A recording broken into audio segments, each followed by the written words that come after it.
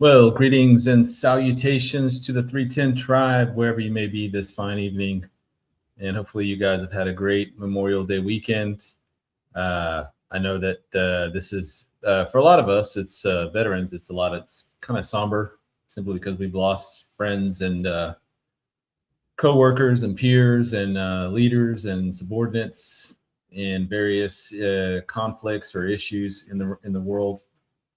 And so for us, it's just a time of reflection, remembering back on those people who gave their all in the defense of this nation and defense of this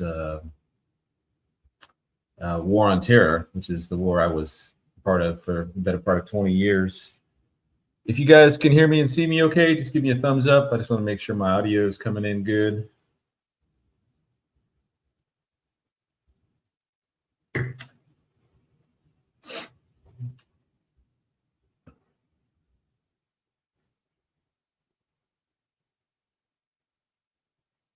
All right, good deal.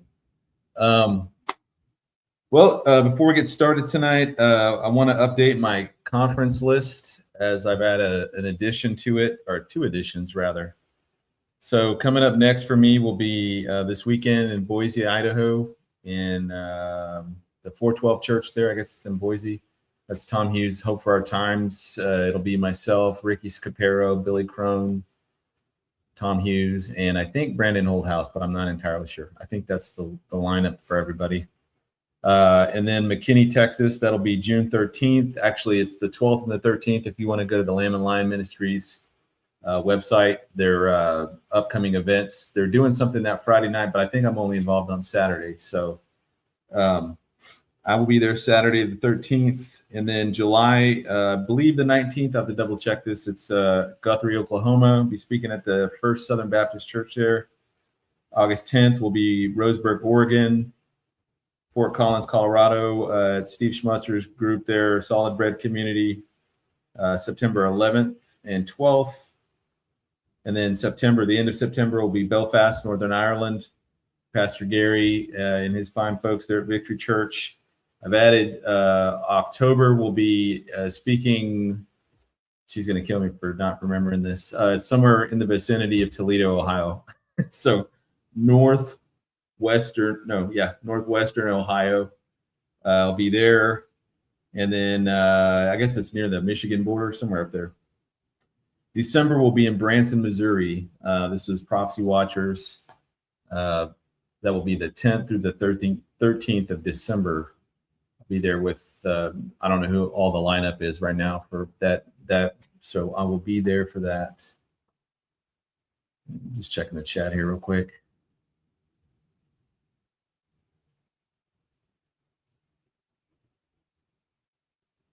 Okay, coming up, live streams. I do have, I will be on with the Dog-Eared Disciple. I think we're going to do it on the 3rd, which is like that, not this Wednesday, but the following Wednesday. And in fact, I'll be up in Idaho when I do this. So I have to make sure I coordinate that time with him because of, I guess Idaho is what, Mountain Time? It's either Mountain or Pacific Time. I always get it mixed up. But then I'll be on in June with, I've got folks coming up. I'll have to put a list out. I've got them written down in various places. I know Steve Schmutzer's coming on, I think around the 8th. I am going on Tom Hughes's on the 10th-ish. Double check. I'll post all of my upcoming live streams in the show notes for this. So that's everything I've got going on thus far. Yeah, 10th through the 13th is the book. Is the Prophecy Watchers Conference in December. So, hey, my mom's on. Hey, Mom. Hopefully you guys have decent internet because I have to do a live stream from up there. P. Wayne, Gerard, Kelly Schultz, Stacy LK. I don't know who all the mods are on tonight. I think it's only a couple. I know some folks were out. Await him. Catterlin, and that's it. Kelly Schultz, did I say that already? Yeah. Well, hello to everybody else. Good to see you guys. I'm a little sunburnt, so everything is a little raw right now. Okay, well, let's get on with tonight's program. I'm going to be talking about fringe technology that borders on the supernatural. So let me get queued up here real quick.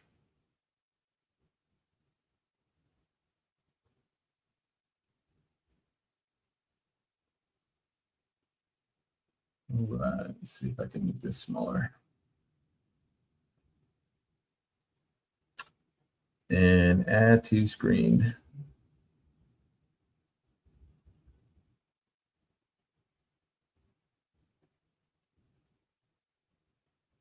All right, can I bring myself to the front of it? There we go. So fringe science, we think about fringe, we think about the outer limits of something. We think about think about that show, the Outer Limits. If you remember that show back in the, I don't know, I guess it was in the 70s maybe. The Twilight Zone we had since the 1950s. We've had a bunch of different programs. There's a show called Fringe. There's a show, Stargate. You think about all these different kinds of sci-fi type programs. It's pretty scary to think back to how a lot of that technology that was in those programs are now in our day-to-day life. And if they're not here just yet, they're coming very, very soon. But fringe science increasingly blurs the lines between speculative physics and the supernatural. In fact, I would go as far as to say that the more that we discover about our reality, the more, and I'm talking, secular science, not believers. These are people that would believe in evolution or the Big Bang Theory. They come from a very humanist or secular humanism perspective, where they want to find a natural answer for everything that exists, right? And so they have this mindset that when they discover something like the Boson-Higgs particle, what they would call the God particle, for them, that's like this major thing, right? And I tend to think that if it truly is the God particle, then this is one of those from the passage. I believe it's in Colossians where it talks about everything that's made is everything that's visible is made from things that's invisible. Maybe Hebrews is what I'm thinking of, but it reminded me of this meme where this scientist, explorer, or whatever, makes his way to the top of this mountain, only to find that the spiritual guru was already sitting up there the whole time, and this guy's thinking that he's going to go up there and discover something for the first time in the name of science.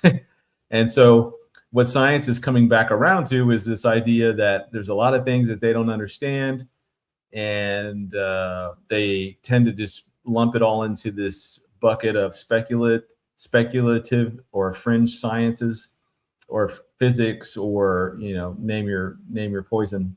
So there is this thought that there should be a natural answer for everything that exists, even things that don't exist in our world, which is problematic for them, because when you look at all the UFO and UAP sightings that have been released through these two different tranches that Trump has released for the UAP UFO files, there's just stuff in there that don't make any sense, and there's no way to clearly make sense of orbs flying at the speed of sound and then making sharp 90-degree turns, or things morphing from one shape into another shape, all being recorded on like a FLIR camera from a drone, or even stuff that's caught from the International Space Station, or things that are caught flying out in space that make sharp 90-degree turns. So there is a lot now that is starting to come out that people don't fully understand. So some of the things I'm talking about tonight are speculative. They don't exist yet.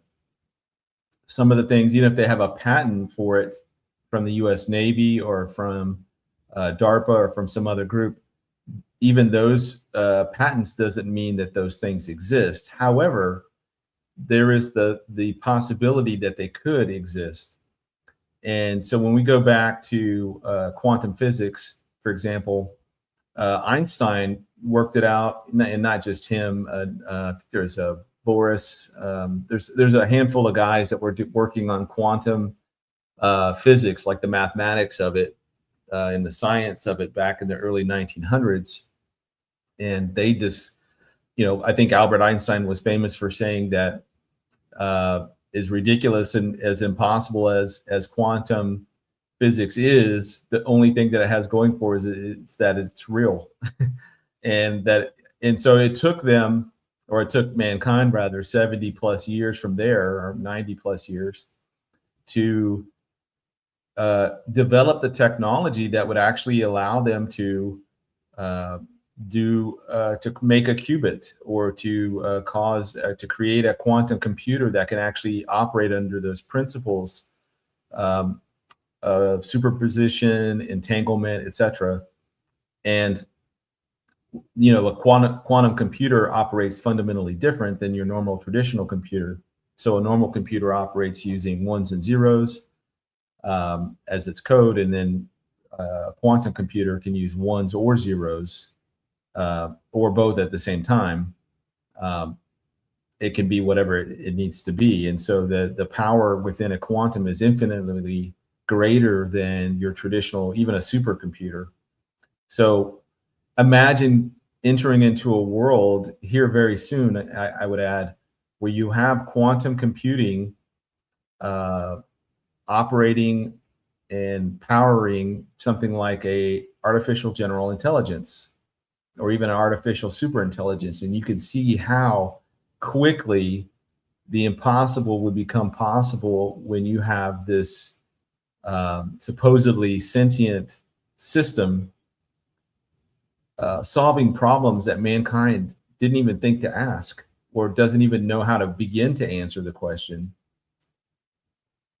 And as information and compute power has increased infinitesimally from or infinitely more, not infinitesimally, but infinitely more than where we were even just a few years ago with the power of artificial intelligence, we're going to quickly see that we're going to start discovering new things, discovering possibly even new laws of physics, new material that didn't exist before, things that are stronger than, lighter than aluminum and stronger than steel. Could be new chemical compounds, any number of things, and that could have ramifications into pharmacy or the pharmaceutical industry. They could create, tailor-made drugs just for a person that has is comorbidities, maybe multiple issues going on, and they could tailor make drugs that attack these issues at the genetic level. And all of this stuff was science fiction a few decades ago. So the fact that we're looking at things now, and we'll look at it tonight, and we'll talk about how these things seem like science fiction right now, that doesn't mean that they're impossible. It just means we haven't cracked the code on how to do that yet as humans. But with AI, I think this would be done much quicker. So we're going to talk about AI tonight. We're going to talk about portals. We're going to talk about the occult and how that is making its way into the scientific world, as odd as that might be, and some other things. And we'll get to your question and answer at the end. So it's just good to see you guys here. Hopefully you're ready to go deep with me tonight. Not too deep, because I am not a subject matter expert in these things. I simply read them, research them, look them up. And I've been fascinated by these things for many years now. So I know more than the average Joe, but I am by no means the expert. But let's try and put our collective minds together. And if you have things in the chat you want to put out, or something you might know or hear of, please put that in the chat. I'd love to hear your thoughts on this as well. And I would tell the moderators, if there's something that's worthy of putting out into, broadcasting it on, just let me know, and I'll also put it on the big screen for everybody to see. As researchers now, as we're getting to the point where AI is quickly approaching AGI, we're getting, I guess the researchers are getting bolder, and the scientists are getting bolder. The governments are getting more ambitious, trying to get to or discover the boundaries of like quantum mechanics. They're trying to validate these theories about the multidimensional reality we seem to be living in.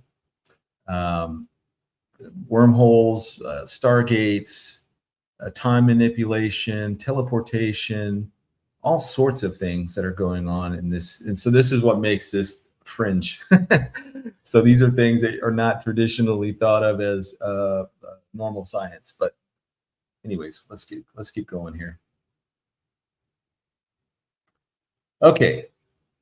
So we all grew up under the we all went to school, we all learned science, and we learn about 3 dimensions: space, width, length. Space, what is it? Width, height, length, 3-dimensional reality. And if you add in time, that's a 4th dimension that adds depth to our existence here in reality. But there are things that exist beyond our reality, and they seem to be able to come in and out of our reality with relative ease.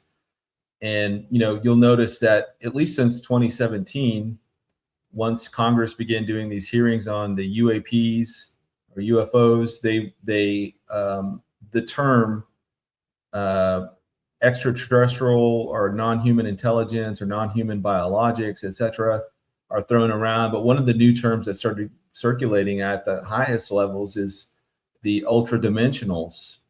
And these are these are things that live in our dimension, they live in our physical reality, but they're not bound by our physical reality. Or rather, a better way to put that is they are able to transport themselves from their reality to our reality seemingly with ease. Now, for Christians, this isn't really a hard concept for us to wrap our minds around, because we willingly embrace the spiritual domain. And we understand that the spiritual domain is a very real domain, because that's where God is, and that's where heaven exists, and that's where we hope and have our faith in the reality that one day God is going to send his son. God the Father is going to send his son to come get us at the rapture of the church.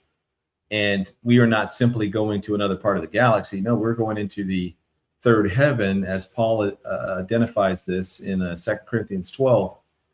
And at the time when Paul was caught up to the third heaven, he was just blown away by what he was seeing. And he didn't think he was capable to write these things down, or it wasn't lawful for a man to write these things down.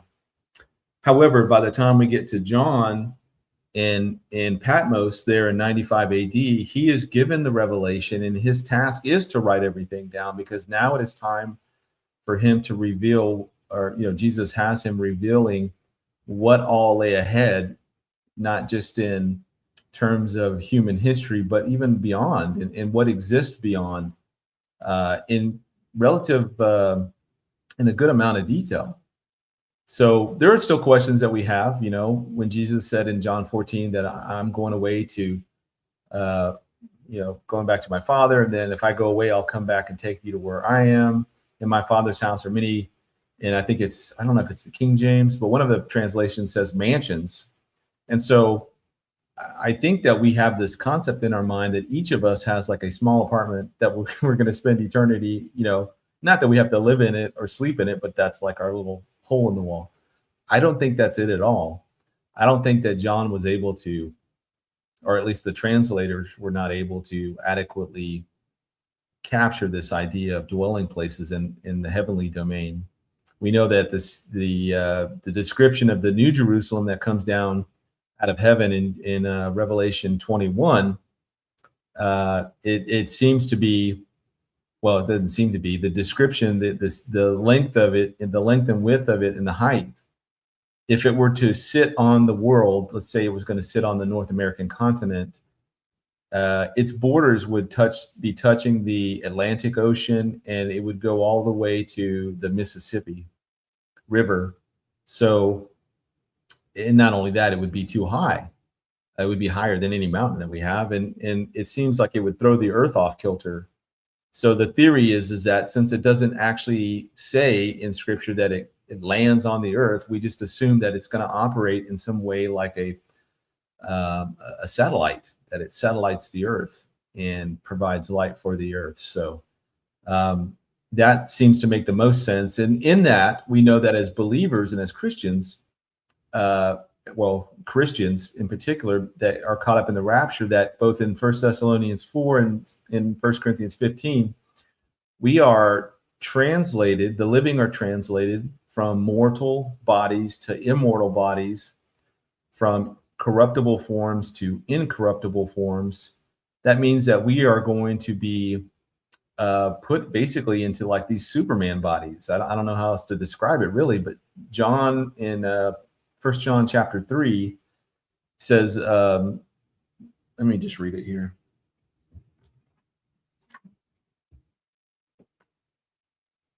I can paraphrase it easy enough, but I want to actually read it this time. 1 John 3, verse 2. Beloved, now we are children of God, and it has not yet been revealed what we shall be, but we know that when he is revealed, we shall be like him, for we shall see him as he is. And everyone who has this hope in him purifies himself just as he is pure. So John writing here is stating that we're going to be like Christ was after the resurrection.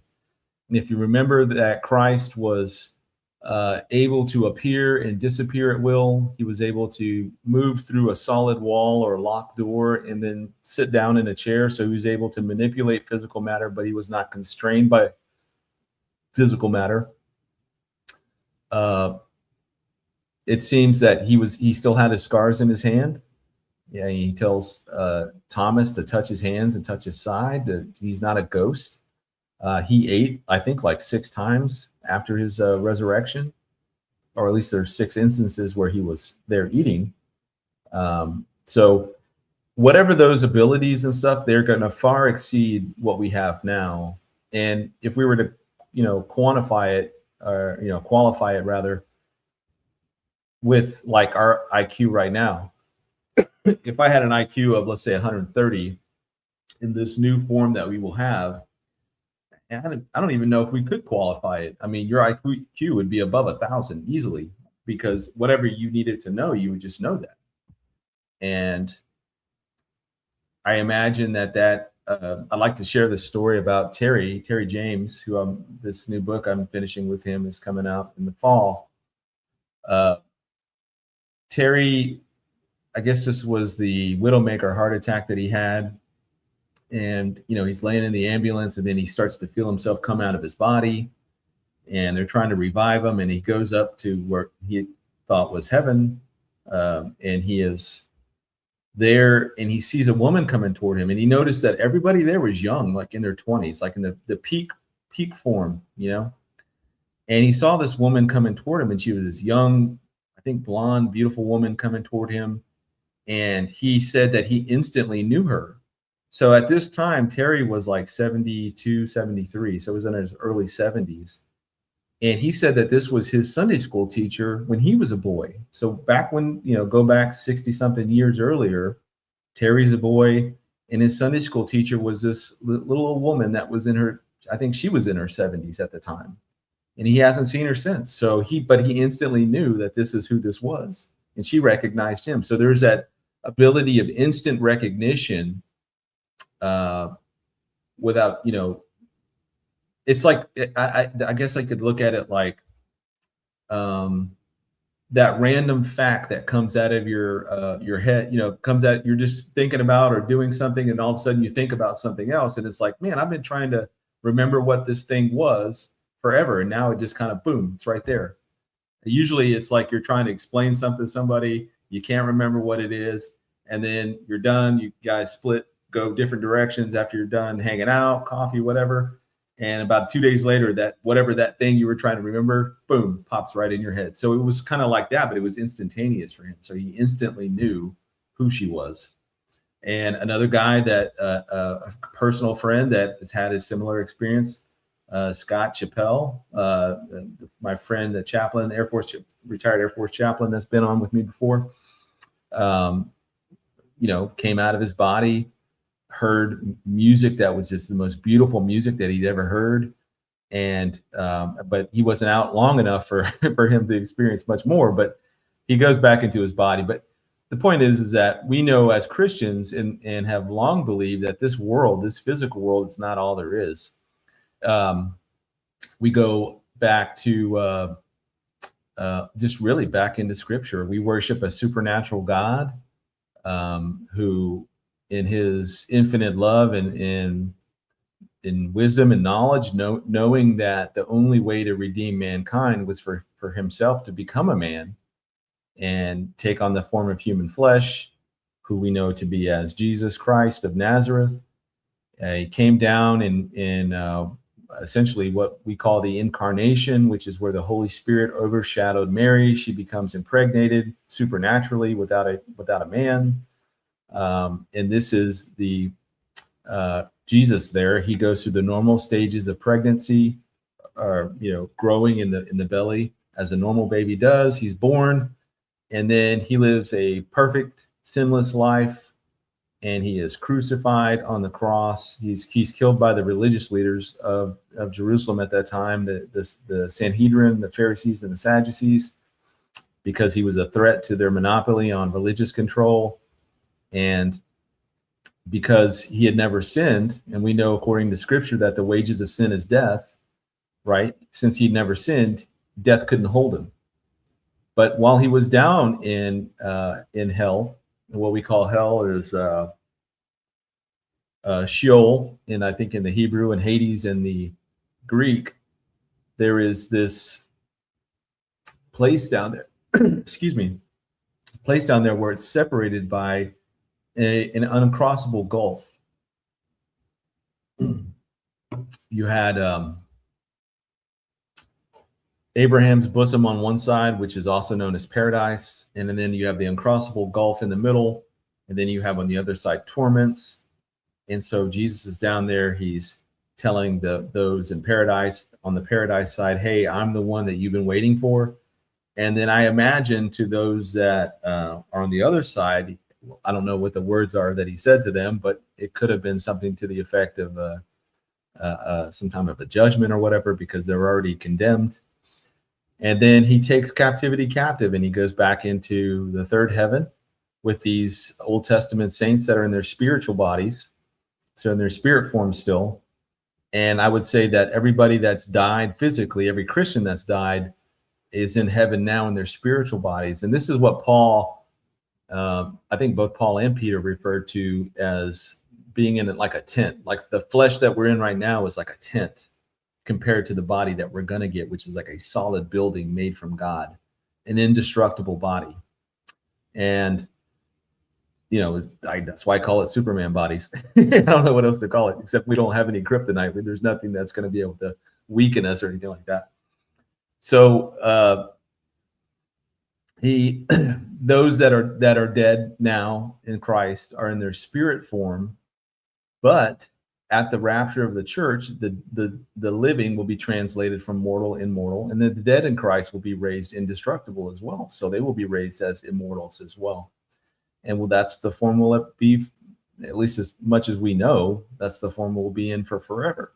So whatever the perfect form is for you, maybe the perfect version of you had sin never entered the world, what you would have looked like had sin never entered the world, that's what you would look like in this new body. So for the believer in Christ, for the Christian, we very much believe in a supernatural God, a supernatural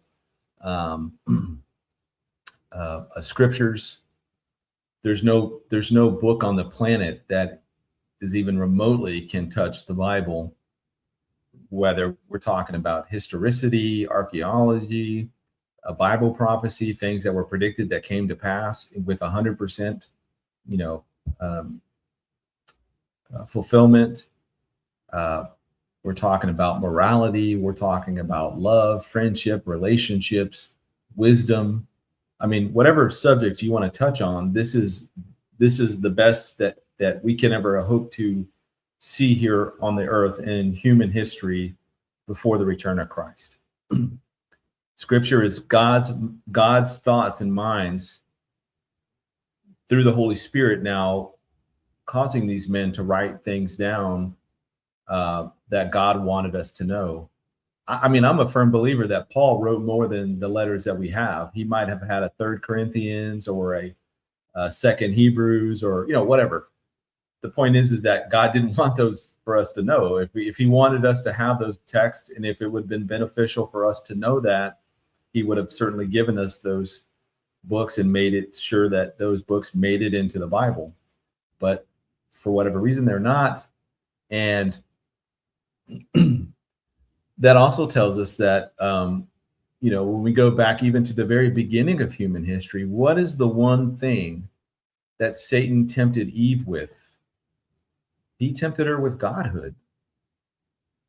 He came in lying to her, telling her that, God didn't want her to eat that because she would be like him, knowing good from evil, and basically having this godlike qualities.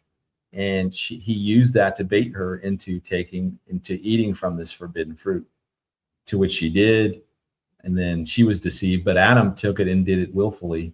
And the moment both of them recognized they were naked, they hadn't realized that they were naked before that. And now the Shekinah shimmer was off of them or whatever. And they go around trying to get the fig leaves and stuff, trying to cover themselves up. Now they're hiding from God. You guys know the story. We went through this last week a little bit. But okay, just to say that science is now finally catching up to the spiritual thought and spiritual ideas about the nature of our universe. It's not simply just physical. There is a invisible component to our reality. Now, we have come to this idea in part through things like quantum physics, because if you look at something like superposition, I think it's superposition, where if you have one particle here and you have another particle 1,000 miles away from each other or 1,000,000 miles away, when you change one, it changes the other one. I think that's entanglement, rather. But 1 or 0, it can be 1 or 0. It's not simply codified into a binary system of ones and zeros. So now it could be 1 or 0 or both. And we have this thing called qubits. Well, qubits are incredibly fragile. They basically kind of fall apart once they're used. That's why we have to produce a whole lot of these things. And I do believe that right now we're kind of inching along in terms of the mining for qubits, or however they create a qubit. I think that right after the rapture, or right after we hit AGI, I think that there's going to be a much faster way to do it. And that's where we're going to get out of this plateau and begin the acceleration back up into this exponential rather climb, rather than, every time you get a certain types of technologies, it'll go up pretty sharply and then it'll kind of level off.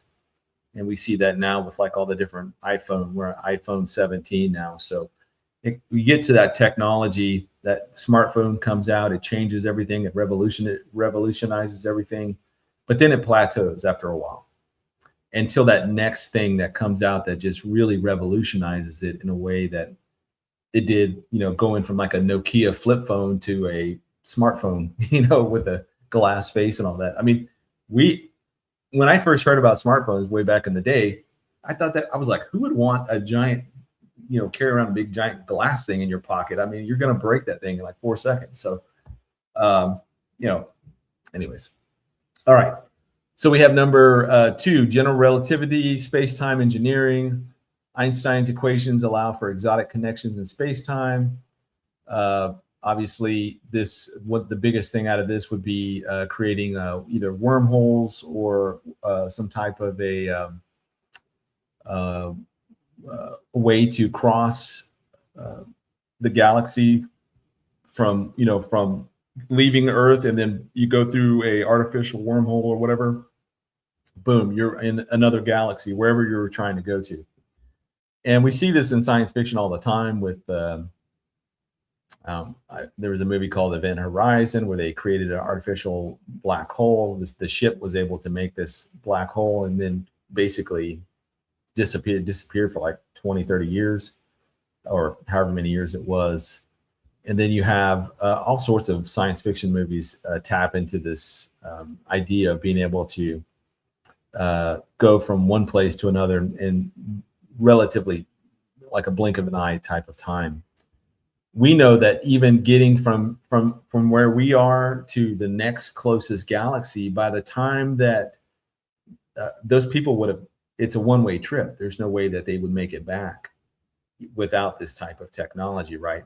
And if they did come back, they could come back to the Earth, and it'd be like 500 years later. So there's no easy way to get from where we are to the next closest galaxy, or solar system or whatever.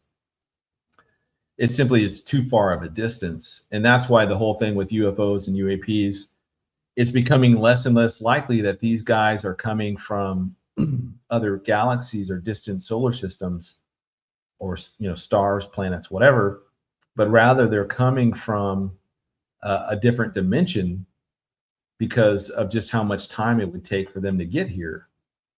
If you lived on planet, I don't know, let's just call it planet Alpha, and it's in another solar system. What is it? Centauri is the next closest system, Alpha Centauri, and they're on the planet Alpha, and they want to get from there to here. They hear there's some intelligent life on the Earth, and they want to come check it out.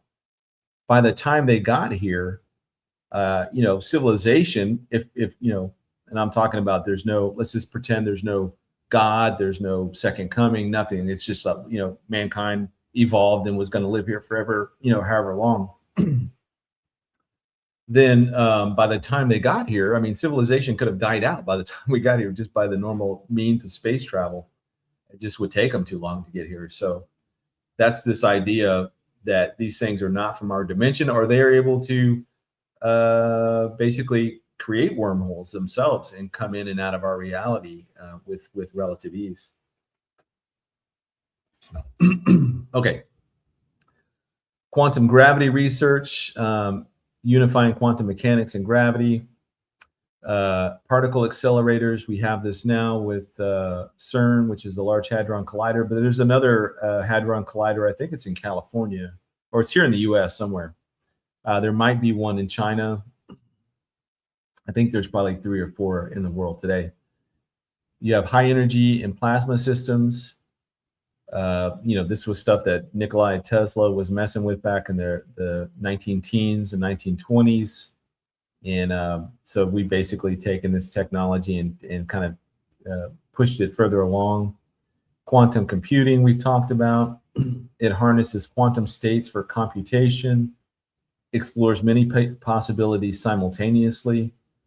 And I've used this example in the past, but when you think about what is quantum, what's the difference between that and a traditional computer? A quantum computer or a traditional computer, let's say you had a document that was 1,000 pages long, a PDF, for example, and it had a word in there, and it was only used in that whole document one time, and it was on the very last page, so page 999. In a traditional computer, you would basically Control F, at least for a PDF file, Control F, and then you would type in the phrase or the word you're looking for, and then you'd hit search, and that thing would start on page 1, and then would go to page 2, 3, 4, and they would just go all the way chronologically, all the way till you get to page 999 and find this word. A quantum computer would take that document and look at every page at the same time and instantaneously give you the answer. That's the power difference in that. It's solving problems that even like supercomputers would take millions of years to solve. It's able to solve this in relatively short, a day or so, something that is unbelievably fast. Okay. I don't want to do that. I want to do this. There we go. Wormhole gate systems, we talked about this. Right now, they're hypothetical. However, we do seem to see these things operating in the skies overhead. Numerous UFO sightings that have been, it seems like these things are, these bright lights, these orbs, these craft, whatever they are there 1 minute and they seem to be flying and then they just disappear. And then they appear somewhere else, some other distance away. So it seems that they're manipulating some type of a wormhole in our atmosphere or our reality. We have the artificial black hole engineering. If you look at the grok symbol for grok on I think on X, that's a black hole. I think it's the largest black hole, and I cannot for the life of me remember the name of it. If somebody knows what that is, it's got a unique name to it. Vacuum energy manipulation, tapping the energy of empty space, zero point energy, frequency resonance gateways. So creating portals through harmonic or vibrational resonance. And I do want to talk about portals tonight because I think that these things are real. And I also think that we've figured out how to open them. And we'll talk about that in a little bit more detail in a second. You have scalar wave technology, claims that scalar waves can manipulate energy, gravity, and dimensions. Torsion field theory proposes hidden rotational fields affect matter and space-time. The Montauk, Philadelphia experiment. Obviously, these are like the Philadelphia experiment is supposedly the ship that had sailors on it, and were I guess they were in dock or something at the time. They were at port, and the ship was there 1 minute and then it wasn't. And then I think this was around the same time. This was in World War II, and I think this is where they were doing the Manhattan Project at the same time. So they're trying to split atoms, and they're doing all that stuff in secret there, trying to create the atomic bomb through nuclear fission. And when the ship reappeared, not all the people were alive, and they came back, and some people were stuck inside of the ship, like not inside a room, but like stuck in the wall, like their body was somehow wedged into the steel. Anyways, I don't know if this is science fiction. It might be completely bogus.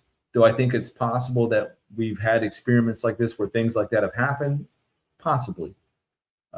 We know of a very small fraction of what the government is actually not classified, above top secret, and special access files, the black budget programs, all that kind of stuff. I mean, it is so far outside of just the normal person's frame of understanding the things that these folks are working on. And I've talked about this in the past too, about the whole classification system under President Eisenhower, and how they quickly, even if we had Roswell and that was a real spaceship, they pawned that stuff off to Lockheed Martin or Skunk Works or Raytheon, or not Raytheon, but Boeing or Northrop Grumman, or one of these major military industrial contractors that aren't subject to congressional oversight. They don't have to do congressional hearings. They don't have to, they don't have to do FOIA, Freedom of Information Act requests.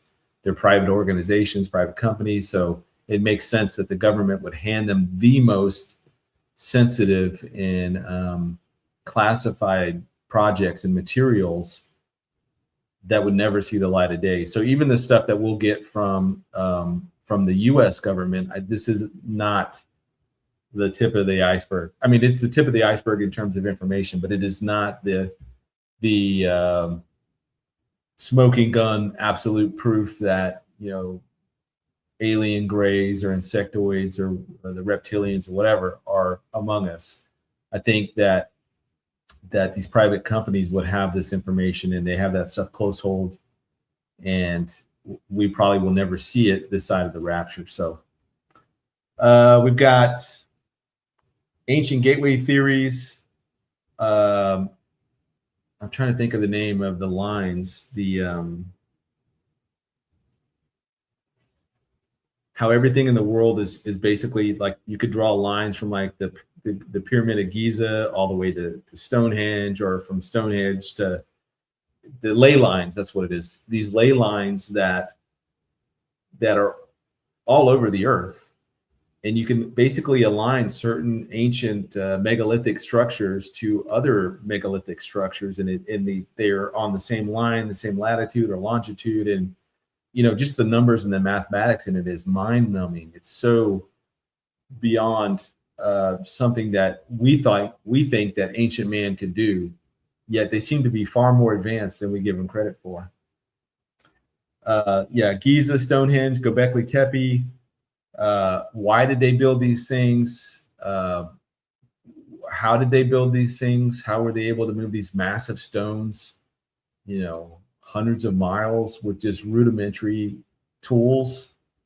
Well, this kind of goes back to the harmonic vibration and resonance, being able to teleport things using sound and vibration. That seems to be the most logical and accepted way that we can think about it now, rather than just using slaves. Some of the stuff, you could think, okay, well, slaves were built that because this kind of kingdom, they kept a large number of slaves and they made them work and they made them do all this stuff. But I think that the Great Pyramid at Giza was built before what we understand of the Egyptian dynasties even existed. So somebody was before the Egyptians built that big one, and then the subsequent Egyptian dynasties would come along later and they would build the smaller ones, as well as the other the Sphinx and the different tombs and burial places for the pharaohs. We talked a lot about UFOs already, interdimensional hypothesis. ETs or ultra-terrestrials use portals or space shift technology.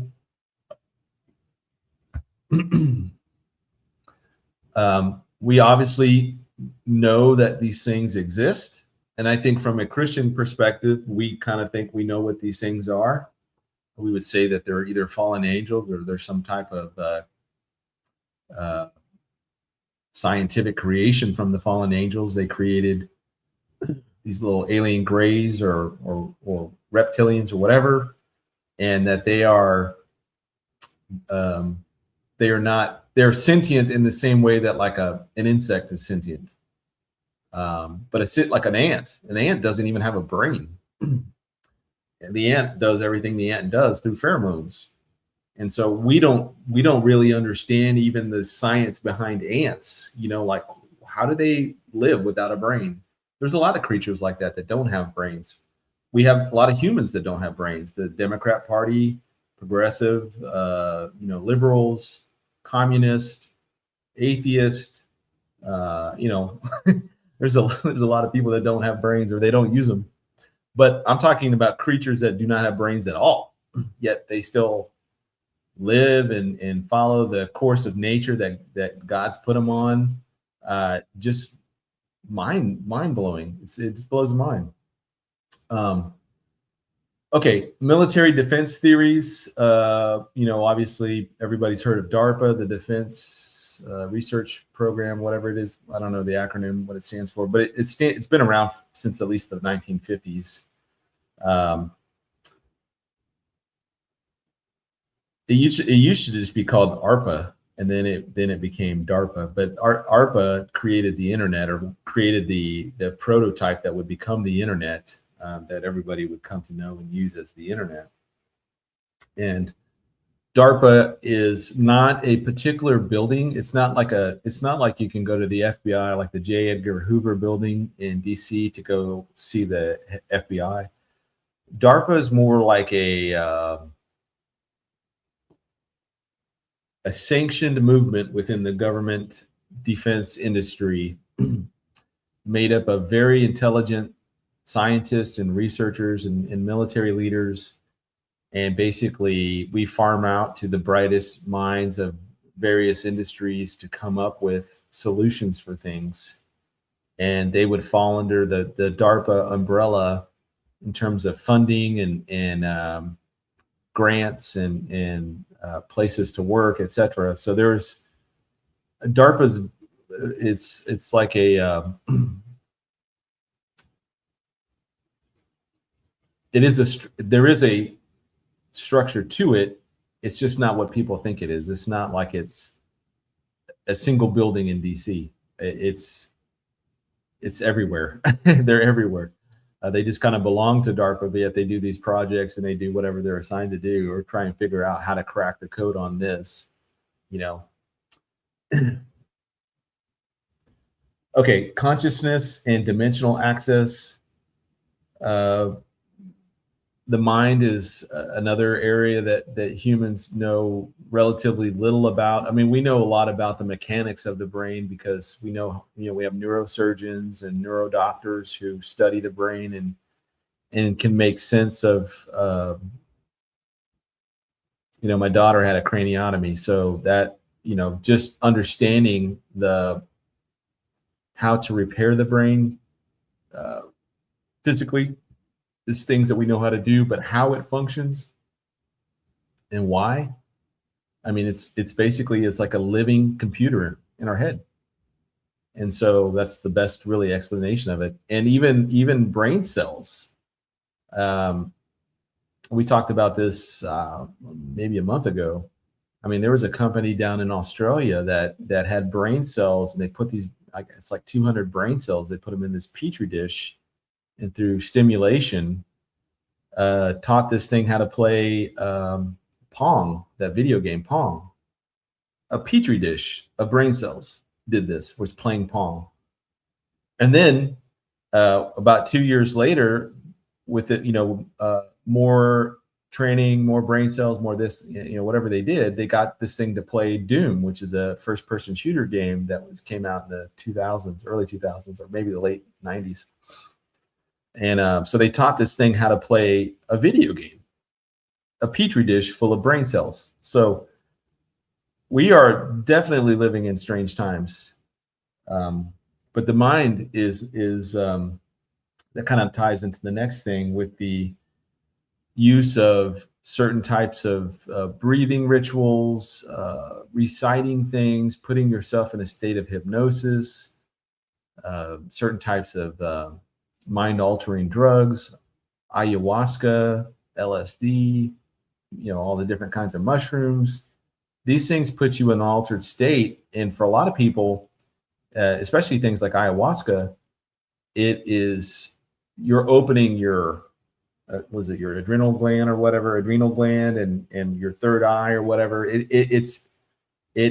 Everybody that takes this is interacting on a different plane, and they're interacting with different beings that are not from our plane of reality. So there is some truth to, not truth in the sense of what they're hearing or experiencing in terms of like what they're being told, or that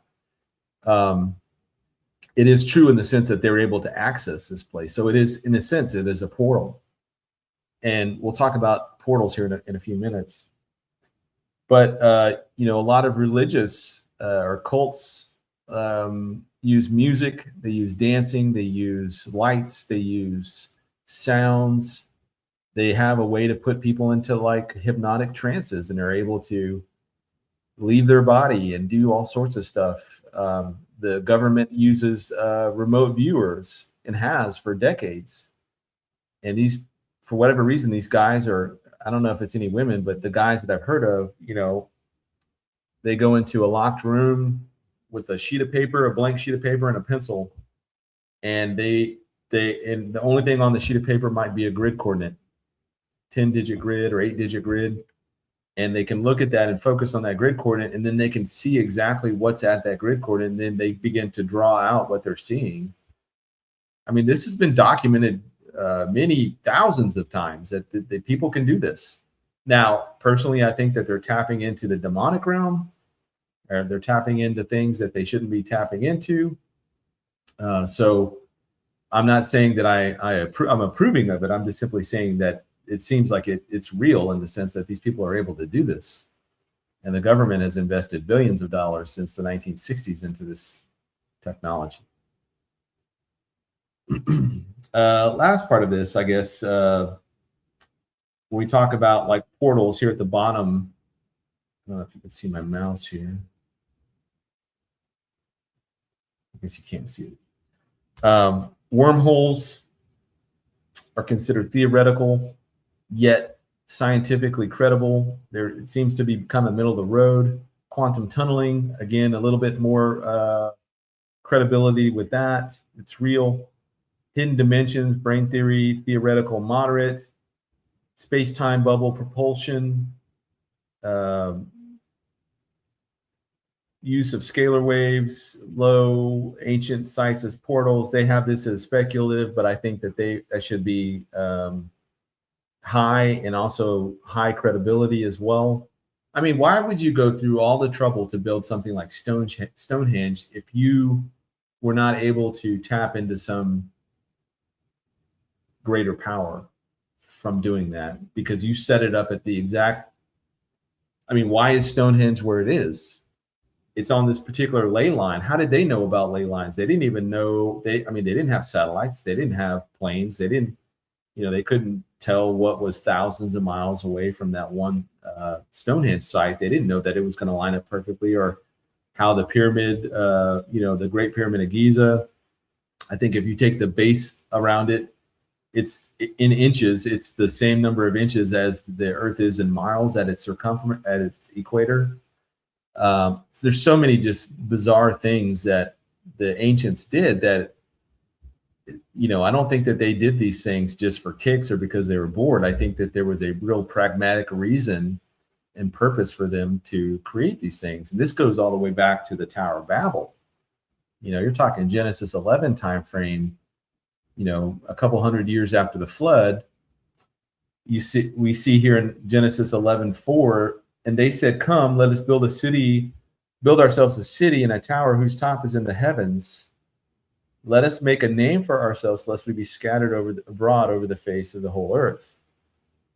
Why did they build the tower? We know that they didn't finish the Tower of Babel, but why did they want to build the tower in the first place? Was it simply because they were bored and they wanted to have a big monument to themselves? Well, no. There was, I guess the strongest theory going forward on this is that that they were trying to create some type of a Stargate. And it makes sense when you think about that before the flood in Genesis 6, you have fallen angels taking human women, forcefully taking women, and having their way. And basically in the ensuing months, you would have these Nephilim. These are the offspring that are born out of these fallen angels mating with human women, and that these things come out and they're giant. They end up being giants, or I would even go so far as to say is that they came out with a lot of different things, not just giants. But when you think about mythology, every ancient culture has mythology, and I think that mythology has a baseline of truth, and that truth is found in the pre-flood world, where there wasn't this strong veil between the spiritual and the physical domains. It was very much open, and you had a lot of interaction between angels and humans. And in this case, these are fallen angels. They had left their first estate, according to Peter and Jude, and had unnatural relations with human women. And those angels are now at the bottom, underneath hell, in a place called Tartarus, in chains, bound in chains, in darkness, and they will remain there until the judgment day. So we know that existed. We know that in terms of portals in Scripture, Genesis 28:12, what we call as Jacob's ladder.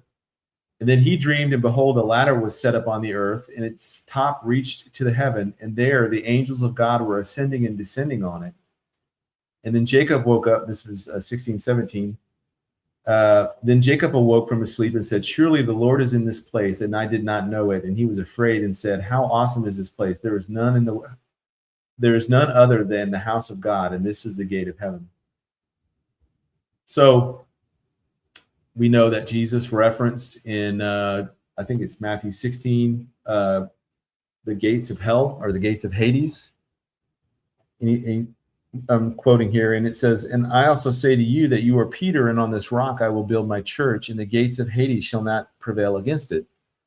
Well, we know that Jesus, where he said this physically, where he was at with his disciples, they were at a place called Caesarea Philippi, And that was commonly, there was a place there, a cave or whatever, that was called the Gates of Hell. And I guess it was right in front of that place. And Pan worship was, very big in this area, apparently, or whatever they called the god, their version of Pan, the half man, half goat guy that plays a little, I think it's a flute or whatever he's playing, but the god of merrymaking and partying and festivals and fun and hedonism, basically.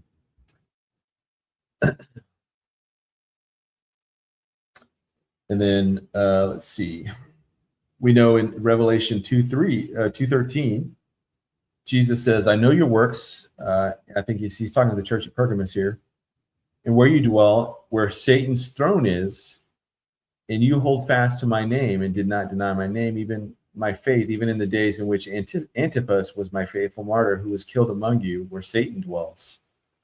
So that has largely been thought of as the throne of Zeus, which used to be in Turkey, a big platform for the temple of Zeus.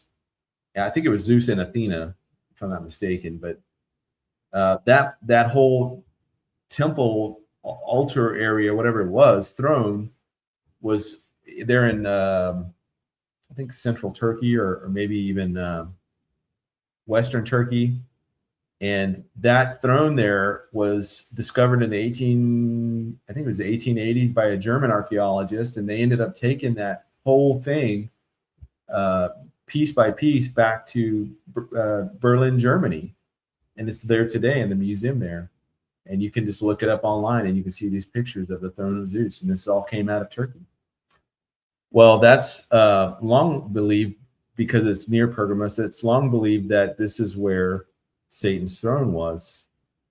Well, we know that Satan is the prince of the power of the air, and that he goes about the earth like a roaring lion, seeking whom he may devour. We know that he is an accuser, that he goes before God day and night, accusing us, the brethren, of whatever, of sin, of our own failings, etc. Yet,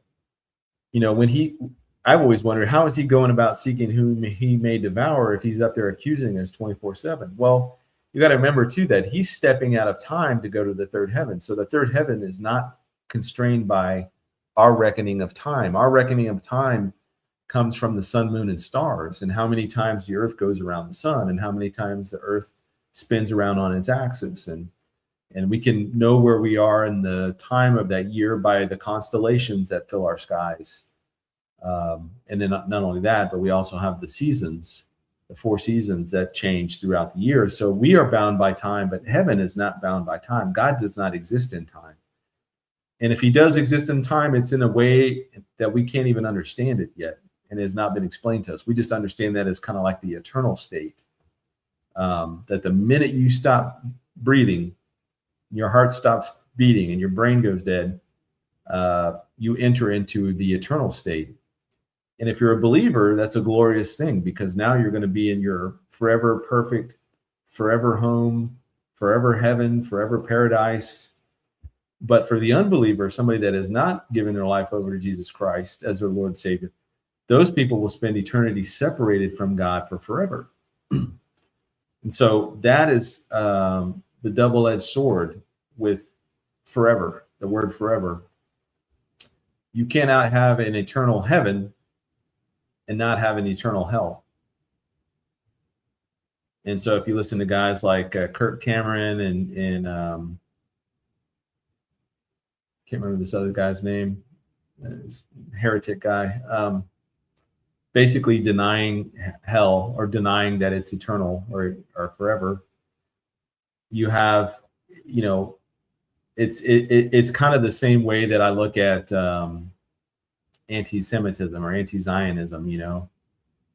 How can a Christian who worships a Jewish Messiah, has Jewish scriptures, the Old and the New Testament were all written by Jewish guys, how can you have this faith that comes out of Judaism, comes out of Israel, comes all the way back through to Abraham, the father of Israel and the 12 tribes, etc., the great patriarchs, Abraham, Isaac, and Jacob. Yet think that somehow that the church has replaced Israel, even denying all the unconditional covenants and everlasting covenants that God has with the nation of Israel. And as J.D. Farag would often say, we should want God to keep his covenants with Israel, because if he can get rid of his covenant with Israel, if he can dismiss it out of hand, then what does that say? How secure is our covenant? As Gentiles grafted in,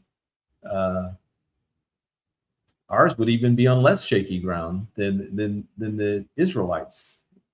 So, okay, let me keep going, because I'll get sidetracked and I'll go way off course, and it's already an hour and I'm not even nearly through. Okay, let me keep going.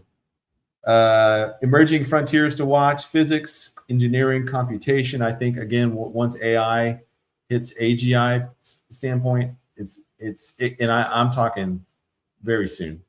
A lot of these things that we're looking at on here will move very quickly, because now you're going to have the smartest systems working on all these problems, and can be working on them all simultaneously. Okay, let's talk about portals. So we know, I've talked a little bit about it from a scriptural standpoint.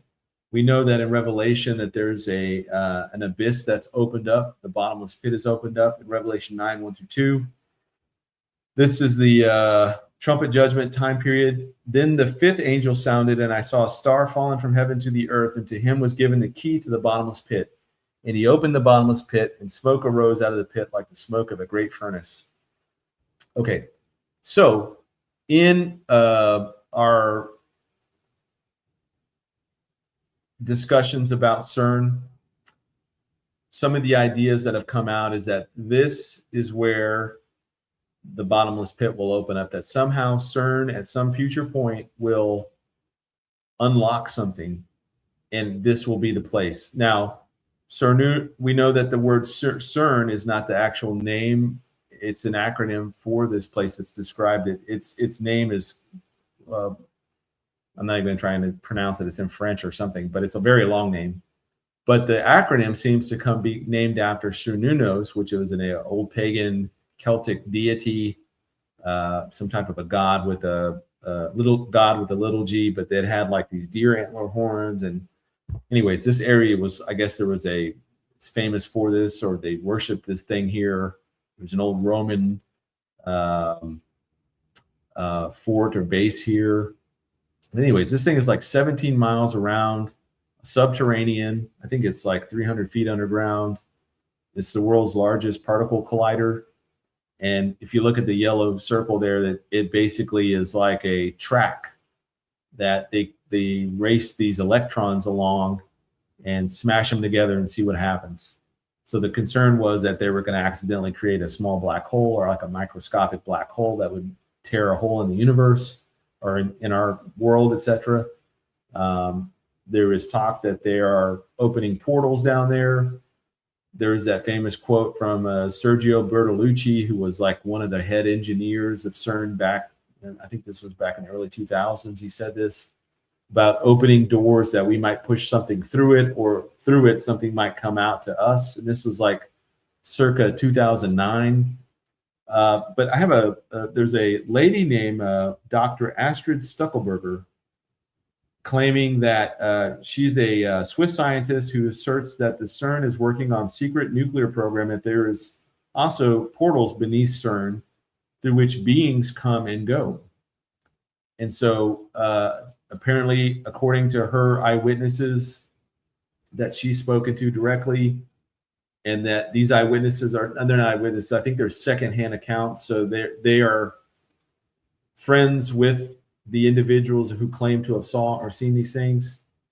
Hey, thank you to the dude. Appreciate you. That there is a room in there somewhere where there's a portal, like a Stargate, and it stays open.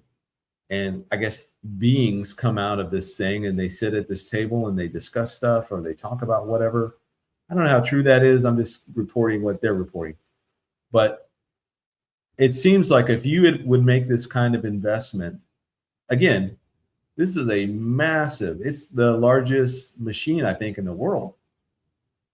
And not only that, I mean, you're talking hundreds and millions of, billions of dollars that are going into keeping this place, building it, and then keeping it running and paying all the people that work there and the engineers, etc. I don't, I mean, if I'm just looking at it from a kind of a realist standpoint, where's the value from a monetary standpoint if you're just simply looking at colliding particles? There's got to be other agendas afoot underground there, that keep this place viable and keeps the lights on. The bills are keep getting paid because it's bringing them some value. And I think a lot has to do with, discovering portals and opening up portals. The picture on the right was taken above CERN. So CERN, again, is underground. And the larger photograph, you can look at it, you can Google this. It created these weather patterns when it's running. It creates these crazy weather patterns over the top in the sky above CERN. So I guess, when it's storming or whatever, it seems to like the electricity within the storm system itself is drawn to this area, and it kind of makes this weird weather phenomena that happens. Now, they're studying matter, they're studying energy, forces, origins of the universe, and then possible other dimensions. So the interesting thing that this Dr. Stuckelberger, what she spoke to these two individuals who were secondhand accounts, and I think she spoke to them separately at different times. She asked them how many dimensions they thought existed. And, she's expecting like maybe 10, because that's a well-known, in string theory, 10 dimensions is theoretically possible. That goes all the way back to, I always butcher this guy's name, Maimonides. He was a Hebrew, I think he was a rabbi back in the 10th or 11th centuries, Maimonides. Andrew asks, is it in France? It's on the border of France and Switzerland. So it borders both countries. I think it's in Geneva, or it's located near Geneva. But she said that according to both of these witnesses that she spoke to, they both said there's 17 different dimensions, and they said it very like matter-of-factly, 17 dimensions. So how do we know there's 17 dimensions? Well, the only way we would know is if we actively were researching and exploring how many dimensions there were. So I think that there's a lot to CERN that we don't understand yet in terms of just the average layperson, that there's a lot going on more than just smashing particles together to see what happens. Like, I think that there is active means of trying to open dimensional portals to other things. And again, going back to the Bible, we know that this is possible because there is a spiritual realm beyond our physical realm that, according to Scripture, again, from God, this is God's word. This is inspired Scripture, holy, inerrant, telling us that angels, demons, fallen angels, there's entities out there that are able to come back and forth between our physical world and then the realm that they live in, the spiritual domain. Thank you, grounded Dad. Appreciate that. Okay, so that is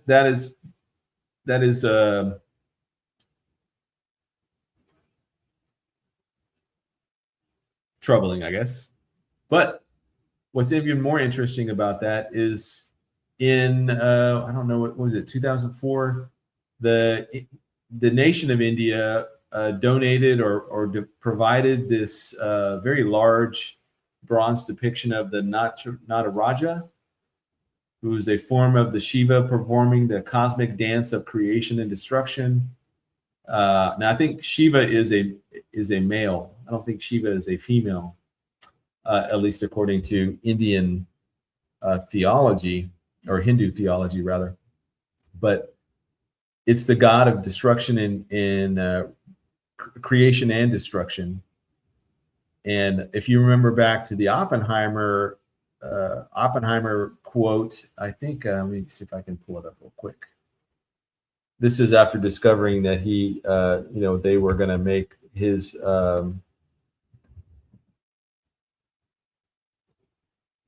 he was going to make the, they were going to make the atomic bomb with this research that he's cracked the code on how to split atoms and things. He says, and this is what he's most famous for, and this is right after the Trinity test where they detonated the atomic bomb for the first time. He says, "Now I am become death, the destroyer of worlds." And this was him quoting Hindu scripture from the Bhagavad Gita, which is, again, it's interesting to me, the connection that Oppenheimer made with the splitting of the atom and the destructive force that comes from splitting atoms. And this phrase that he says, quoting the Hindu scripture. So it's interesting that this thing sits outside. Now, again, this is science. This is a place of science and serious people who don't give much credence to the supernatural. They don't give much credence to, at least on the surface, right? What we know from academia and from scientific organizations, etc. When you talk to them, they believe, I would say overwhelmingly, they believe in the Big Bang theory, and they believe in Darwinian evolution, etc., etc. So why would they put this out in front of CERN when it's clearly a religious symbol with a religious deity that, I'm just curious, if Armenia or somebody had come along and said, "Hey, we want to put a giant cross out in front," do you think they would have put that out front? No, of course not. So it's interesting that this statue is there in front of this place, almost like it's, they're using that to kind of claim the territory. In the same way that Muslims do this with planting mosque in a place, they plant a mosque there, they claim that's kind of their territory now. So, all right. Again, opening doors. This is that Sergio Bertolucci. I knew I had the quote somewhere in here, and I couldn't remember where it was. So we have the category, for example, like wormholes. It's theoretical, quantum tunneling, string dimensions, warp drives. I think that once we get to the point where we have artificial general intelligence, we're probably going to figure out how to do this. We're going to figure out teleportation. We're going to be able to figure out how to move. We probably won't be able to do like what you see in Star Trek, beam me up, Scott, kind of thing. I don't even know that we could do that with any living thing, plants or otherwise, or mammals. But I do think that we could probably move things, solid things, or we can move, equipment, non-living rifle. We could have rifles, bullets, food, whatever, can be teleported from one place to the other. And I think once you look at the judgments inside of the book of Revelation, especially during the trumpet judgments, where you have 1/3 of the oceans being turned to blood. So now no ship traffic is going to be able to go through that body of water. I tend to think that's the Atlantic, since the Atlantic makes up 1/3 of the oceans. You're not going to be able to fly things a lot of places because 1/3 of the trees are going to be burnt up in the world. And if you can imagine how much smoke that's going to generate, and that will cause all sorts of problems flying, which is why when like a volcano goes off, there's all these air restrictions. You can't fly anywhere near the smoke plume because the ash will get into the engine and cause it to immediately kind of grind to a stop, and it totally messes up your engines. It'll make you crash, so you can't fly through that stuff. So if you have, I don't even know how many trees that is. I forgot the number off the top of my head, but I used to say the Audubon Society. It's not the Audubon Society. It's the Arbor Society, or National Arbor Society, whatever. They're the ones who have through satellites and computers and whatnot, have figured out how many trees are on the earth. And then from there, you can figure out, well, where's a third of the trees? Well, the Americas make up a third of all the trees in the world, as it were. So it seems to me that if the Atlantic is a third of the oceans, and then you have a third of the trees that are burnt up, and the third of the trees are located physically in the Americas, North, Central, and South America, that to me, if God was going to cut off the new world from the old world, that would be a way to do it. But then you shut down global, shipping. So all the shipping then would be confined basically to the Pacific, and depending on which way the smoke's blowing, you still have air travel within the old world. But it could be that the Antichrist is going to need this technology in particular, because he is going to be able to need to move a lot of resources and all sorts of stuff from place to place, and not being able to physically get there. So this is one of those things I think Satan is going to invest a lot of time in making sure that this gets done, because he is not going to have a lot of time once the rapture of the church happens. Now, the rapture doesn't start the 70th week of Daniel, the tribulation, but it does, in my estimation, open up or begin the day of the Lord, in which at some point after the rapture, the 70th week of Daniel starts. There's that covenant that's confirmed with the many for 7 years. And speaking of covenants, right? I mean, look at what Donald Trump just proposed this weekend, yesterday, I believe, with the Abraham Accord, saying, "Hey, we'll make this deal with Iran,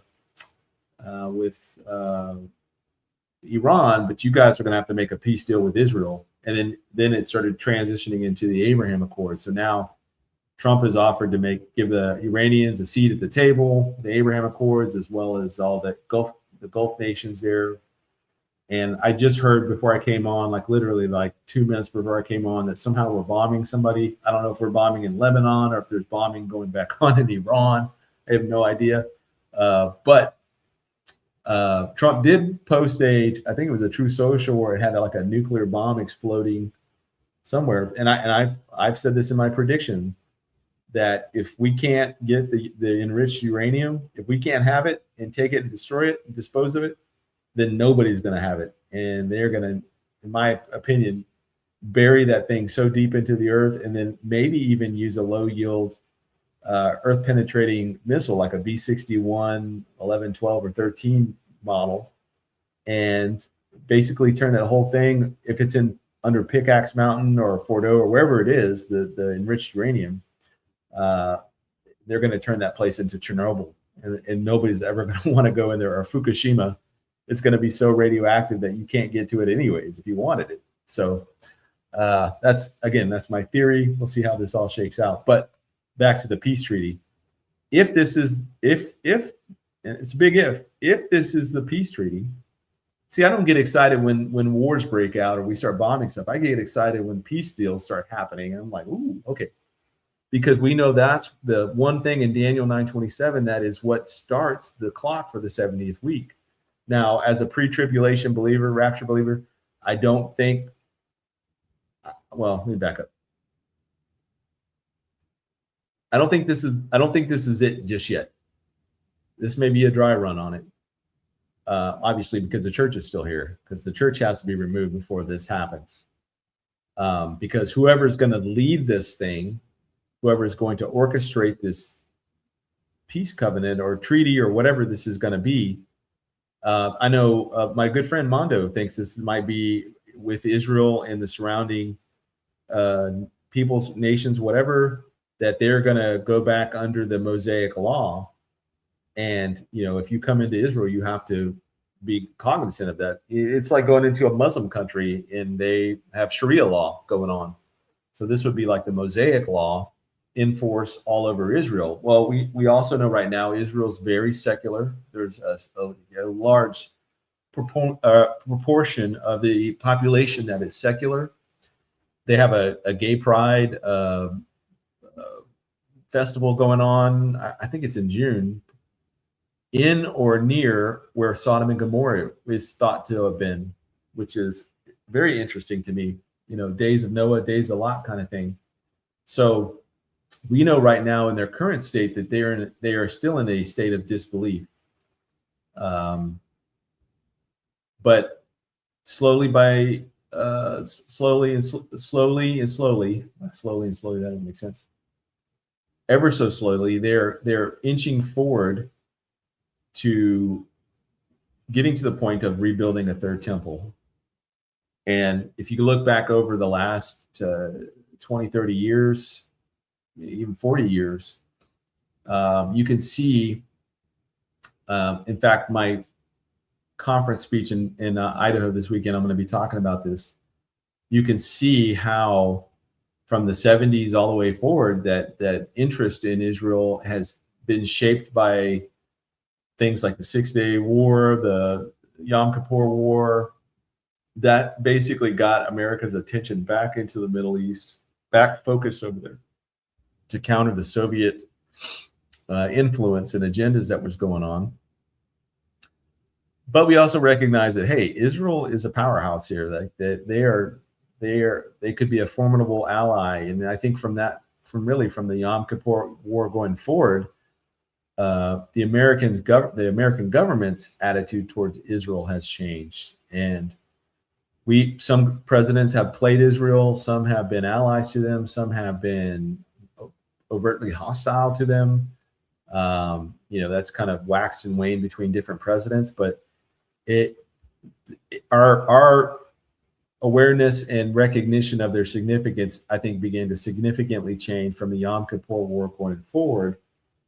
And, that includes things like the Camp David Accords, the Israel taking out the Iraqi nuclear reactor back in, I think, 81. Mossad obviously is a huge intelligence asset that the U.S. relies on for the Middle East. And, from there we've had, Gaza. They started repatriating Arabs back into the central heartland of Israel, which is what they call the West Bank, but we call it from its biblical name is Judea and Samaria. Began bringing back in Arabs, and then they eventually gave over Gaza in 2005. But even during all this time, and I think this is already after like the Second Intifada had ended, that there was growing boldness in reclaiming the Temple Mount for a rebuilt third temple. And that has only grown year after year after year. And even almost kind of culminating with Donald Trump's first term in office, where he recognized Jerusalem, the first president to do this, as Israel's eternal capital.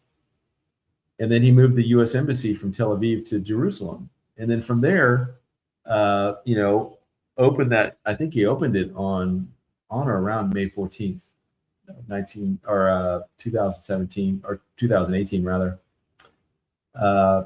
Or somewhere right. I think it had something to do with their significant, and it was significant because it was also their 70th anniversary. And so obviously we know numbers play significant roles in scripture. So 70 being a number of completion, it seems like things would be changing, even though we couldn't see it then in 2017. Things were now in motion that would lead to events like October 7th, 2023. Where Hamas goes in and barbarically kills 1,200 Jewish men, women, children, and then take captive another 251 hostages, which a good number of them died in just the most terrible conditions. So it just seems to me that recognition changed things in the Middle East in a way that wasn't obvious then, because it didn't kick off World War III then or anything like that. But it did set things in motion. I think even in the spiritual realm, things began to change. And so, especially since October 7th, 2023, the Middle East has completely changed. Just look at everything that's happened since then until now. And, Tyler and I did our Final Four, and I think it was in our discussion when he and I did our video together here. We just listed out all the things that had happened in these 4 years, and it's mind-blowing. if we'd have predicted those things in, when we did our Final Four, we did that in January. If we predicted everything that would have happened, like nobody would have believed us. Yet they happened. We're still here, and like we said then, this our Final Four was a theory. We could very well go into 2027, and I don't want to bum anybody out saying that, but I mean, it's very good likelihood that we could go into 2027. And I think that every year that we're here and every, day that we're still on Earth, things are happening at such a breakneck speed now that it's only going to keep getting crazier. And so it's, it is an interesting time to be alive. It's also a very wearisome time to be alive. I know many of us feel very vexed just at the things going on in the world today, all the horror, all the violence, all the just, wickedness, etc. I know many of us would wish the rapture happened right now. And I'm not trying to dissuade anybody of that blessed hope by any means. I mean, I too wish it would happen today. But we have to kind of plan on being here for however long it is until that moment does happen. But I got excited because of this peace thing that came out, and I was thinking, man, this would be interesting if this goes somewhere.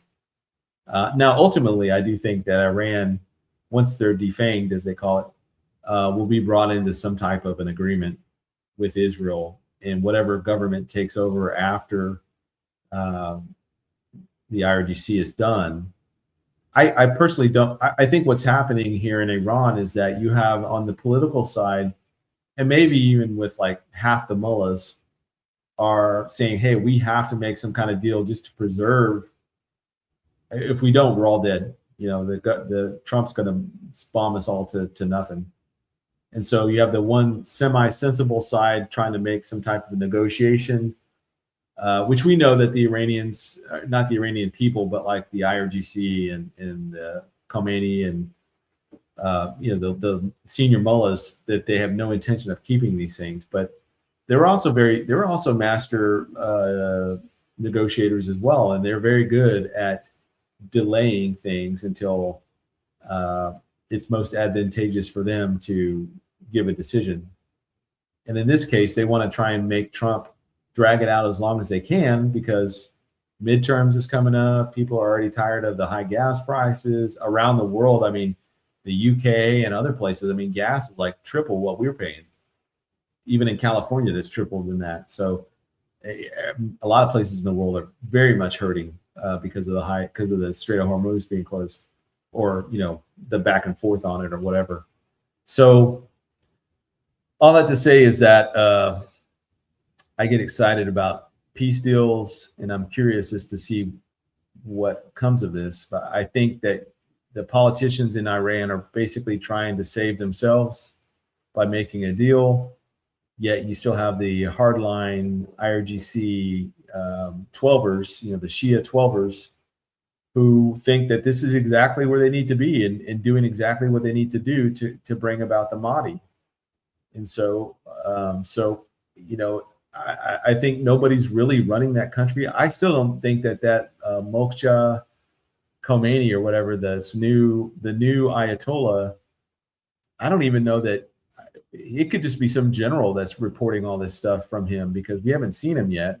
He hasn't shown his face. The last we heard, he was severely burned, legs damaged, face damaged. So I have no idea who's calling the shots over there anymore. But there's two different power groups working over there right now. One's making a deal, and the other one's like, yeah, we don't recognize that deal. We're going to keep firing missiles and Shahab drones or whatever. So. All right. So I got this from Glenn Beck's discussion earlier, and I still have not yet figured out how to cut and paste the video from that to here, and I don't have the software, and it's okay. But I just wanted to capture this part of it. So this is the transcript from Glenn Beck talking to his side partner or his sidekick, whatever, Stu. And so they're talking about this announcement that Elon Musk had made the previous night about Grok 4. So he says that actually Elon Musk has not said that Grok 4 is already artificial general intelligence. He said, I'm sorry, let me start down. Let me see where it is. That's not it. I have it right here. It's on a Word document. Okay, here it is. Bring myself here. I'm just going to read this to you guys. I'll put the video, the link for this video. If you don't know where it is, I'll put it in the show notes. You guys can watch it. It's not very long. It's maybe 15 minutes long. He says, so the ARC AGI system is the benchmark on how close we are to artificial general intelligence. Remember, scary things happen at AGI, terrifying things happen at ASI. So again, artificial general intelligence is a AI that is basically smarter than any human in any particular field, and possibly, I want to say, every field. It can be smarter than, and it gets like 100% on its test. It's incredibly, it's way above what we're even using today, what people are using today. So he says, remember, scary things happen at AGI, terrifying things happen at ASI. Now, Elon Musk had said a couple of times that it was terrifying that they were this close to, and AGI would come by Grok 5. So he says ASI could be a matter of hours or days after we hit AGI. So think about a timeline, and from not having artificial intelligence at all to having basically the narrow AI, or let's say Grok 1 or ChatGPT 1, or the first iteration of all the different AIs that we have. It takes years and years and years and years and years to get to AI. But to get from AI to AGI is like half of that time. And then to get from AI to AGI, or to get from AGI to ASI would be even shorter than that, because now the computer, the system itself is teaching itself. It's called self-learning, and it's teaching itself how to do things more efficiently, how to and it's able to make that timeline go shorter and shorter and shorter till you get to ASI, which is artificial superintelligence. So this ARC AGI system tests these AI programs on how close they are to actual AGI, artificial general intelligence. So Grok 4 scored a 16.2% on the ARC AGI scale. Why is that? Or why is that important? You're like, oh, well, they're only 16% away, because the last time it barely broke 8%. And that took that test last time, Grok 3, it took us forever to get to 8%. So it took forever to get to 8%. And then from 8% to 16% was like a year, not even a year. And then we don't know how fast this thing is going to go, is what basically they're alluding to. Now, what is it a year later? We're at 16%. Remember, these things are not linear. The next time we could be at 32%. We might be at 64%. We are on the verge. This is the last year of, I can't believe I'm saying this, of normal. Okay, this year we're going to look back, or sometime in the future at, okay, this year we're going to look back at this year, probably in 2 years ago, being 2 years ago. Gosh, you remember the good old days when everything was normal back in 2026 and you could understand everything? This is how close we are.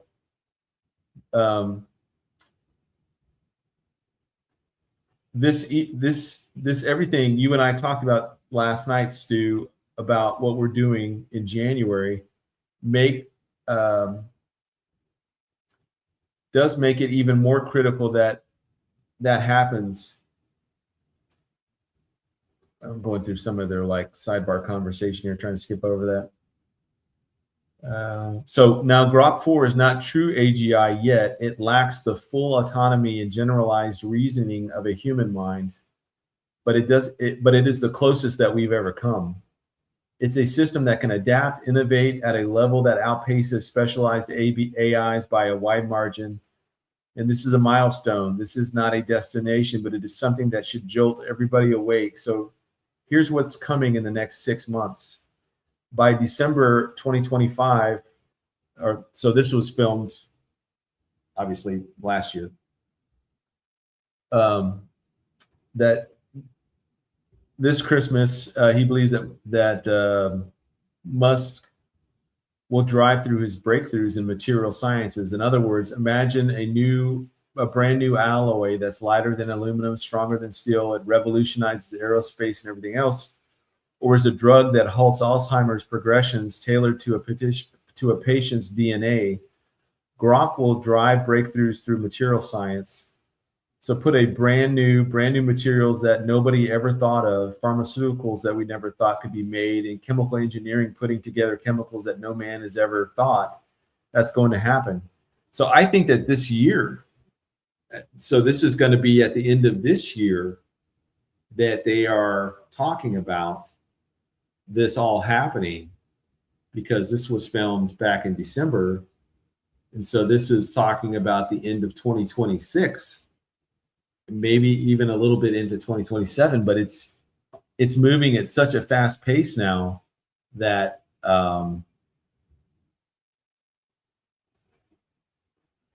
it is going to change everything. It's going to change everything in the same way that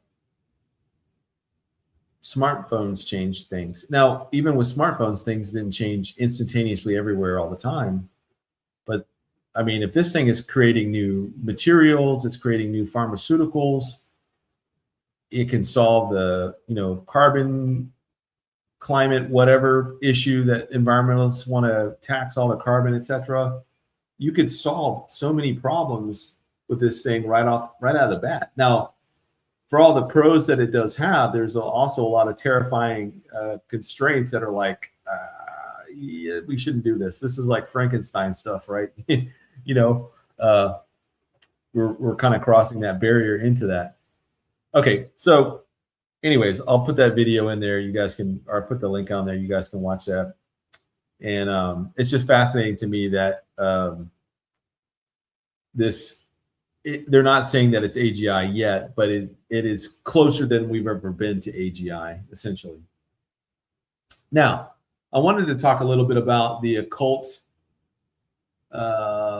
symbolism, the occult. It seems like it's just being pushed into everything now. And especially if it's on a global stage, I mean, you're absolutely going to get it. So the next big global event, whether it's the Olympics or FIFA or whatever, the opening ceremonies, pageantry, all that kind of stuff, there's almost always occultic or pagan type of imagery, symbolism, etc., thrown into it. So this is from the London 2012 Olympics opening ceremony. You can see how there's just some really bizarre. I'm missing one photo in here that I thought I had saved it, put it on there, but oh, there it is. This is stuff from the opening Olympic ceremony in London. Like, what? What does this have to do with the Olympics? We have the Goddard Tunnel opening ceremony. And I didn't play the whole thing, but there's a whole choreography of like these dancers, and some of them are wearing like these pagan costumes and people flying in the air, and it's very overtly occultic. And it's just, why? Well, we know why, but like, I'm from a Christian standpoint, why would you want to put this on there?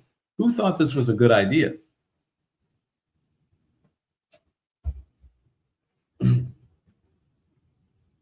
This is from the Pharaoh's Golden Parade back in 2021. They were moving the mummified bodies of these pharaohs from, I think, from London back to Cairo. And they made this whole procession of this thing. I don't remember this. And honestly, I don't know if I was paying attention to this at the time, but I just, could you imagine them doing something like this for, let's say they found the bones of St. Peter, or they found, I don't know. Would they have gone through all of this to put the bones back in another place? No. They are overtly in very much on the nose, giving all this, even if it's just ceremonial, what we would think of as a non sequitur, like, okay, they're just, it's just a ceremony. That doesn't mean a whole lot to us humans, but in the spiritual realm, I think it does still mean things. And to me, this is a kind of a form of worship. And I'm not saying that everybody there is worshiping these mummies, but they're participating in this thing. They're helping this thing become a reality, which they obviously did. We have the Paris, the Olympics opening ceremony, which was with this overtly blasphemous recreation of like the Last Supper, but then playing it off like, oh, that's just Dionysus. He's a Greek god of whatever, food, drink, etc. And I had to cover one part of this up because it was showing too much. But these are all dudes. I think there might be some women mixed in there, but there's a lot of men in drag and trans or whatever.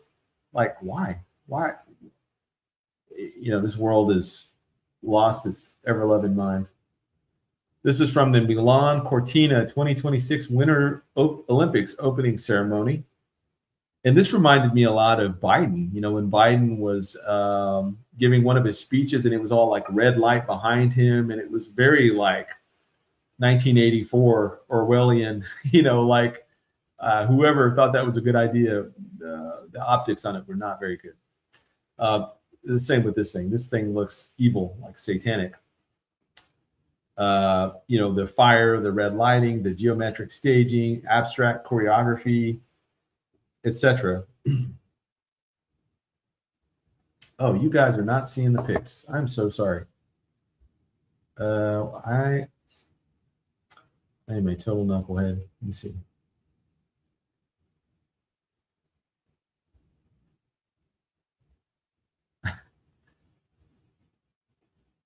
For whatever reason, I thought this was going on there. Thank you, Lisa, for reminding me. Let me back up here. Okay, so you had the London ceremony. I already talked about this. Just the imagery in this is completely creepy. This is probably the creepiest one that I think I've seen out of all the major Olympic things that they did, with the exception of the European sports thing, where they had in the brass, or they had in that iron bull or whatever. That was over the top too. This was from the Goddard base tunnel opening ceremony. And again,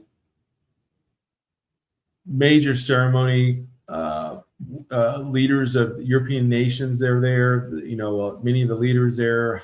This is all high elite people, folks attending this type of stuff. And you have this type of a pageantry going on at the opening ceremony. Like, it's just bizarre. The Pharaoh's Golden Parade. Again, this kind of honors would never be given to anything in Christianity or probably even Judaism, if that were the case.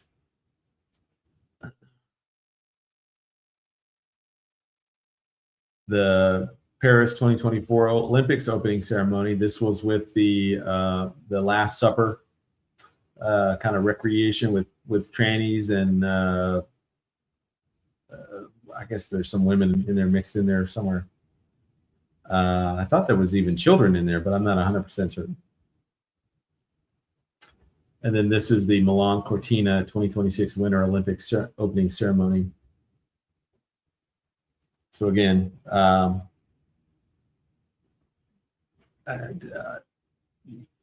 powers that be thought this was good. Yeah, good idea. In fact, all of the Olympic stuff have just turned into these, I don't know, pagan. Now, granted, the Olympics come from Greece. It began in Greece, and they were a pagan nation, pagan culture, pagan society, etc. Carried on by the Romans, who again were pagan. but we're not in those times anymore. I don't know why we feel the need to recreate these things to this degree. It just, it's disturbing. Yeah. Melody says, what about all the Super Bowl halftime shows? Yeah,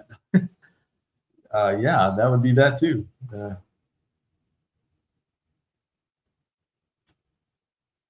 Large 6.9 earthquake strikes Chile. Magnitude 7 warning for Mideast. So stuff going on in the world.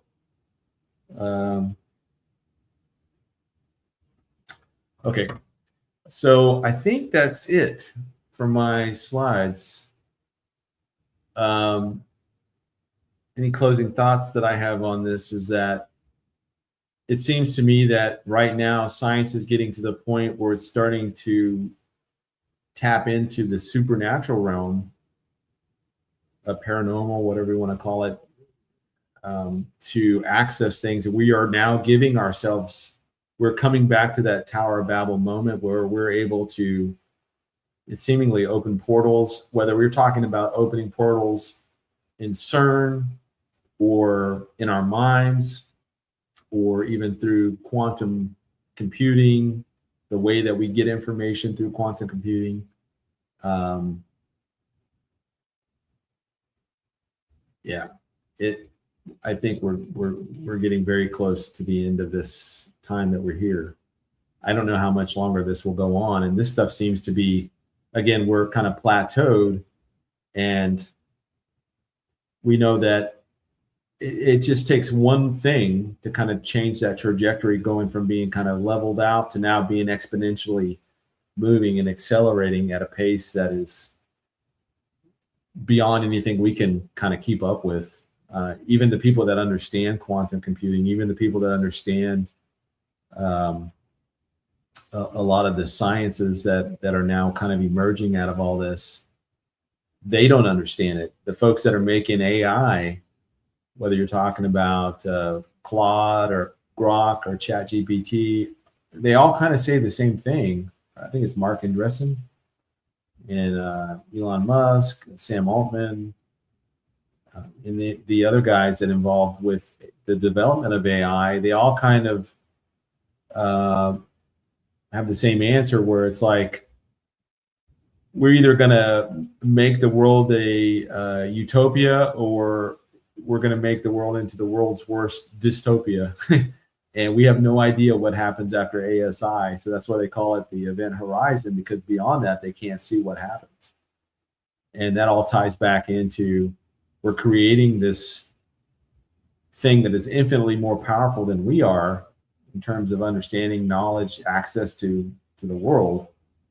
And we're hoping for the best. We're hoping that it turns out to be good. When in reality, and even all of Hollywood has said, that this is not a good idea. I mean, go back to the Terminator movies with Skynet, the Matrix movies, the 2001 Space Odyssey, and like 1,000 other science fiction movies and books and things, that we are at this Frankenstein moment where we're about to apply electricity to this carcass of a human that's been pieced together. And we're hoping that it turns out for the best. So we'll see. Our hope is that Christ comes back and takes us back to be where he is at the rapture of the church before all this nonsense kicks off. All right. Let me go to Q&A, and I will see if I can answer some questions. We're at oh my gosh, we're at 2 hours. All right. I am out of here by 2:30. 2 hours and 30 minutes. So when I hit that mark, I'm just going to stop where I'm at, because I don't want to make this a 3-hour thing. And a friend of mine was joking with me earlier before this, and it's like, how long are you going to go along tonight? I was like, no, I'm just going to try and do like an hour and a half. And there we go. All right. From Patrick Hart. Questions: could death and hell be entities cast into the lake of fire, or merely a poetic way to describe the cessation of death and the realm of hell by cast into the lake of fire? I think that when we talk about death and the grave or death, and I think that's in direct reference to Hades, right? And I think it's in particular right now because of the paradise side being emptied out, and now the side of torments is being expanded, presumably, to accommodate all the people that are going to be coming down there. I think that whole place is taken and cast into the lake of fire. I think that's a physical place, or it's a physical place in the spiritual realm, that it's a real destination for people. I think that whole place is going to be removed. And then I think of all of the evil, all of the wickedness, all of the horror, terror, whatever, that's all going to be confined into one location and the entire rest of eternity. And it's going to be all in this one place. It's not going to be split up into multiple places. So, it's not going to be the lake of fire here and the individuals. Let's say that hell and death were angels, fallen angels, and they are cast into the lake of fire, but the physical place of hell is still there. And the place below that, Tartarus, is still, like, I think all of that is just going to be taken up and dumped into the lake of fire. So, and I don't think it's poetic. I think it's actually going to be, it'd be like moving a house, like moving a house from one location to the other. There's machines that can go and pick up a house and literally everything, pick it up and physically move that house. I think that this physical place is going to be physically moved by God and dumped into the lake of fire. So now all of that place, all the wickedness, all the fallen angels, all of that is going to be just confined to one location.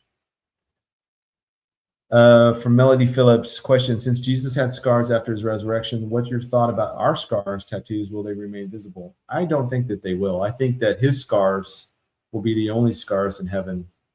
And it's basically showing that he willingly keeps those scars. Not that he has to keep them, but he willingly keeps them for a reminder, or I guess a reminder. But we see that even in Revelation chapter 5, in the throne room scene, where there's a lamb looking at the Lion of Judah. The lamb looks like it's been, in fact, let me just read it instead of butchering it. Revelation 5.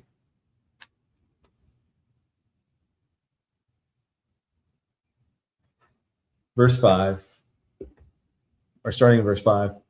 But one of the elders said to me, do not weep. Behold, the Lion of the tribe of Judah, the root of David, has prevailed to open the scroll and to loose its 7 seals. And I looked, and behold, in the midst of the throne of the 4 living creatures, and in the midst of the elders, stood a lamb as though it had been slain, having 7 horns and 7 eyes, which are the 7 spirits of God sent out into all the earth. And he came and took the scroll out of the right hand of him who sat on the throne. So I think that he is the Lion of the tribe of Judah, but he's also he looks like a lamb that was slain. So I think he's still going to bear these physical marks because he wants to bear those things, at least until, I don't know, maybe presumably through the end of the millennial kingdom. And I don't know beyond that, but I presume that he would keep them forever. But I don't know. That's a good question. I don't think our tattoos and scars and all that kind of stuff are going to remain, if that's what you're at. If that's what you're really getting at, I don't think that will be that. I think we'll be given our new glorified bodies. And, let's just say that you were a Christian and you had eczema really, really bad. You're not going to keep the scars from eczema, or acne or whatever, simply because they're scars. I think those would be the only scars in heaven. Same thing with tattoos. I think that, none of that stuff is going to survive. And not just tattoos, but even obviously hip implants or, artificial stems in your heart, or, whatever, plastic surgery, whatever that it was not original to your body, it's going to get left behind. Dentures, retainers, braces, fillings, all that stuff maybe just piled down on the floor. But so I think that we'll be given these new bodies. And again, I don't know how to explain it other than to say that I think it's the perfect version of us. And we may look completely different. I may be 6'5" with long flowing blonde hair and a mullet, and my handlebar mustache, and these big sideburns coming down. If I could design myself, that's what I would look like. But like, I don't know that that's. I have no idea. I just know that it will be like the perfect version of us, without sin ever having impacted us.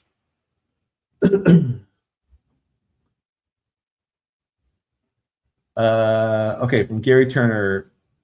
Question: Trump is probably the most powerful man in the world, or so it would seem, and knew very well the possible scenarios of outcome to Hormuz. Do you think this is a planned digital crisis? Well, we knew that. Obviously, Trump knew that the Strait of Hormuz could be closed. That was definitely a possibility,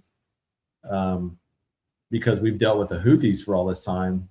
And the Houthis are a proxy of the Iranians, and they've been trying to close the Red Sea down for as long as they've been fighting the last few years. They'll start shooting rockets and stuff at ships going up through heading up to the Suez Canal. So it only makes sense that the Iranians would try and use that Hormuz as a choke point that they could take to their advantage. So I think this was one of those scenarios that they probably war gamed and said, "Yep, it could happen if we're not able to take out all of their missile batteries and drone stores early enough that could be a possibility."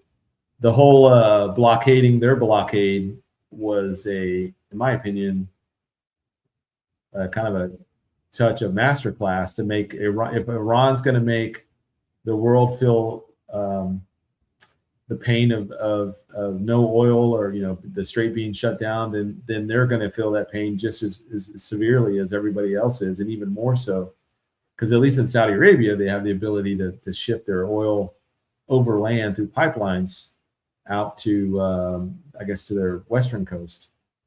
So it seems to me that it was a possibility. He may have I think he might have probably misjudged their fanaticism in the 12er belief that they want to bring chaos, they want to bring collapse, they want to bring death and mayhem and destruction, because they think that brings the Mahdi. That's like their version of the second coming for them. So I think he underestimated their fanaticism in that, because in his mind he's looking at it from a businessman that everybody wants to make money, everybody wants to live nice, happy, comfortable lives. Nobody wants to live in a cave or live in rubble and any of that stuff. That's just how he's thinking about things, looking at it from a worldly perspective. But again, just like we've been talking about all night, religion and spiritual beliefs, etc., is making a huge comeback into everything, because for most of human history, the world has operated under that guise. It really wasn't up until just the 1800s that when we entered in what they call the age of reason, that man began to turn to science for answers rather than to God or to the supernatural. So the last, really about the middle of the 1800s through most of the 20th century, we've been operating under this kind of secular humanist, science has got the answer, scientism, materialism, naturalism, all the different isms that have been driving all the nations of the world, or impacting or influencing the nations of the world. Largely all of that's been devoid of the spiritual component. Church has always been looked at as kind of an afterthought, or simply as it's kind of like during COVID, where churches all had to shut down, yet the bars could stay open, or the liquor stores could stay open, or the casinos could stay open, et cetera, et cetera. It was always looked at as a not a real thing, right? That's just what you do on Sunday. It's just a religious thing. It's a silly belief, et cetera. But for a lot of the world, it's everything. Even to the Orthodox and the ultra-Orthodox Jews. When we look at it from kind of the modern lenses, I was going to say 20th century lens, but the 21st century lens, that the destruction of Jerusalem and the temple we misunderstand. I don't misunderstand it. We underappreciate how significant that was for the Jewish people at that time. I mean, the destruction of the temple, that was like everything. That was everything in their culture revolved around that. And with that destroyed by the Romans, I mean, that was like the death of their civilization, really. And then they went into diaspora for the next almost 2,000 years. So I think that religion and spirituality is going to play a much bigger role than we think, because somehow technology is tying into it. Technology is breaking through these different barriers and boundaries that turns out there's a spiritual component to those things. Even if you look at like quantum physics, I mean, we know that it works. We have no idea how it works. And you even ask people that are specialists in this field, I mean, Einstein called it spooky action at a distance. He didn't understand it, but it obviously was theoretically possible. So in his day, things were theoretically possible because they didn't have the technology. Now we have the technology, and we have Einstein's foundation and all the other men that went along with developing all this technology, whether we're talking about nuclear fission, now we're looking at nuclear fusion, genetics, or obviously the DNA, and then later on genetics and how to modify human genetics, how to clone things, how to create artificial embryos or wombs or whatever. I mean, there's just so many things now that we can do that was science fiction back in the 1990s and 1980s and before. So I went way off track on that. Where am I at? 2 hours and 7 minutes. Okay. But I would say, yes, he is the most powerful man in the world right now, by a long shot. Asset Ministries, are you saying that they can go forward in time but not backwards in time? My understanding of time travel right now, from what I've read from the scientific community and from all the different sources I look at, is that they talk about time travel as being, especially with all the UFO stuff that's happened recently and all the different contacts people have had with these things that are now saying that they're not aliens from a faraway galaxy, but rather they are us from the future coming back in time to warn us or to whatever they're trying to say. But I've heard that time travel, and I'm talking like these are like little electrons and particles and stuff that they're shooting forward. And it's not like they're, sending a dog in a car and speeding it, into the future, and it comes back like a minute later from like the movie Back to the Future. But we're not sending living things. These are just like particles of lights or photons and things like that they claim can travel in time, travel forward in time, but yeah, not backwards. So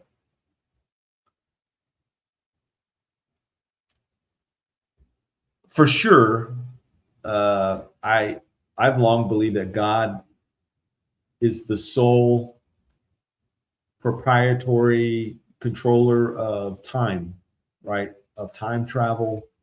So even the angels cannot go back in time. Obviously, if Satan could go back in time, he would go back and try and change like the crucifixion, or try and change his tactics for killing the Jews, or whatever the case is. So God has not allowed anybody to have that kind of access to time. Now, I do think for the Christians, after the rapture, after the Bema judgment, after the, even probably after the 70th week of Daniel's concluded, and now we're to the kingdom age, and possibly during that time or somewhere even after that, we'll be able to go back in time and eyewitness the days of Noah, right? The moments of creation. We probably will be able to go back and see these things, because again, God controls time. And we'll go back and as observers. We're not going back as like participants or anything like that. We're just going to go back and see it for ourselves and say, yeah, it really did say that. That's what the Bible said, So we'll have a much clearer understanding. The other thought is that the minute we get into our glorified bodies, we'll automatically know all that stuff. We'll just know it. And so that's certainly a possibility as well too. So I don't know, but either way, I think we're going to have a perfect understanding of what happened in the prehistory days before, the rest of human history really began recording things, and we'll be able to see the past. We might even be able to go back and see our own lives and see where we were and think, why did we stress about, like, I could be standing right here, the future me, right? Looking back as an observer, watching my life, thinking, why did I stress about this thing or this person or this situation? I don't know. I'm kind of spitballing this stuff, but when we're talking about time travel and all this fringe science, a lot of it is going to be speculative, because even if it does exist, they're not going to tell us, right? I think AGI already exists. I think it's in a closed loop offline system that they've probably already got it to some, either right there at AGI, and they just haven't plugged it to the internet because they don't want to connect it to, they don't want it to be able to get out. But that's a thought too. But either way, either the guy, Jensen Huang from NVIDIA, said that we're already at AGI. And then you've got Elon Musk saying that it's coming. We're like right there. We're going to be incredibly close to this. So whenever they release Grok 5 should be AGI, and they're at Grok 4 now. So we shall see. What exactly is gravity? From Leslie Shaw. I don't know what a scientific, I could Google it here right now, but just off the top of my head, we know that, at least we understand, I guess, from Newtonian physics, from Isaac Newton, that gravity is the amount of pull something has on things interacting with it. Whether you're talking about a planet that has a certain amount of gravitational pull and it's able to pull in a moon and keep the moon going around it, or moons, plural, or the moon's affects its gravity and the Earth's gravity affecting the way that waves happen in the oceans and how that causes the tidal systems throughout the Earth's oceans. Or that the Earth is spinning around at, however many thousands of miles an hour it goes around. Yet when I jump up in the air, I don't just keep going. I can jump up in the air, but I come back down. But all the water doesn't just go flying off into. So is gravity real? Yes, gravity is real. Does anybody fully understand it? I don't think so. I think that there's a lot of things in the Earth and in creation in general that even the smartest scientists on the planet have not yet figured out exactly what causes to do that. Like the moon, our moon is incredibly bizarre. And if you've ever done any kind of research on the moon, the more you study the moon, the more bizarre it becomes. And just like a couple of examples is like, proportionally, the moon is like, and I'm probably going to butcher this, but it's like 400 times the size of the Earth. And the Earth is, I think it's something to the effect of like, there's some proportionality to the moon, to the sun, and to the Earth, so that when the moon goes in front of the sun, we get an eclipse. If the moon were shaped like all the other moons in the solar system, where they're just kind of look like rocks, they're not perfectly spherical like that, that they would not create an eclipse no matter how much is covered, because of just the shape of them. It has a geosynchronous rotation around the Earth, meaning that we see the same face. The Earth is doing this, but the moon is staying the same as it's going around. It doesn't, it stays fixed to us all the way around. So we see the same face all year long. Yet the Earth is on its axis turning, and we're traveling around the sun, however many thousands of miles an hour the Earth goes around the sun. And all the craters on the moon are the same depth. They might have different widths in how big they are, but they're all the same depth. The moon, like the older material, is at the top, and the newer material is at the bottom, like under the surface of the moon. It seems like the moon is hollow. They've crashed satellites into the moon, and it rings like a bell for hours. So, I mean, the moon is just bizarre. And I did an article on the moon years ago, or 2 articles on the moon 2 years ago, and just all the stuff I was pulling out.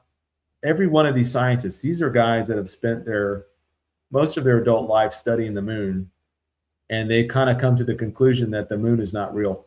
So I don't know. I guess if you were a flat earther and you thought that this is all what would they call that? Like a holograph or something. Yet we can go to the moon, right? We have gone to the moon. I believe we've gone to the moon. I believe other nations have sent rovers and satellites and unmanned missions to the moon. And it's if the moon weren't there, we know it's there, but it has just a lot of odd things about it that don't make sense to us. There's been lights all over the moon. There's been seemingly like structures on the moon. There's boulders that move like uphill on the moon, and they leave these big long tracks where they seem to be moving uphill.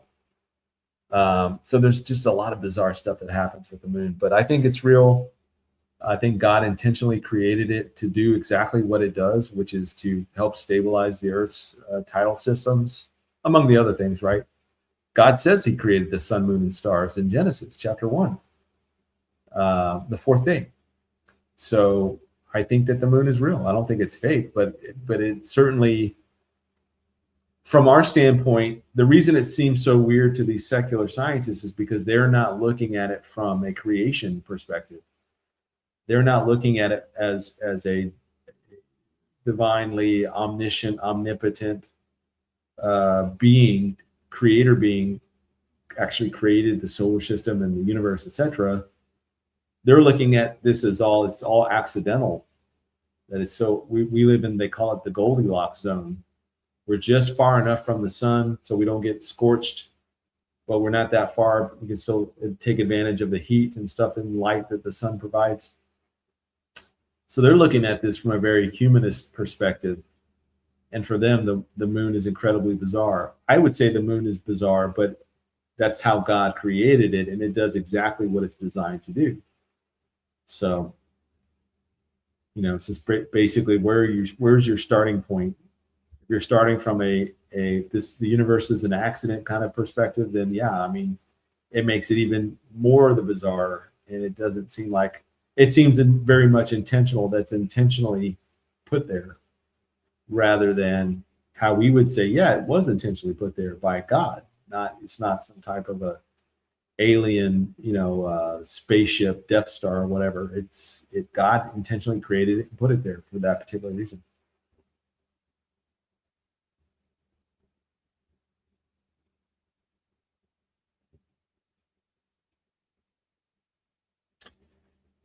Samuel says, Jupiter takes a beating with its high gravitational pull, preventing asteroids from colliding into Earth.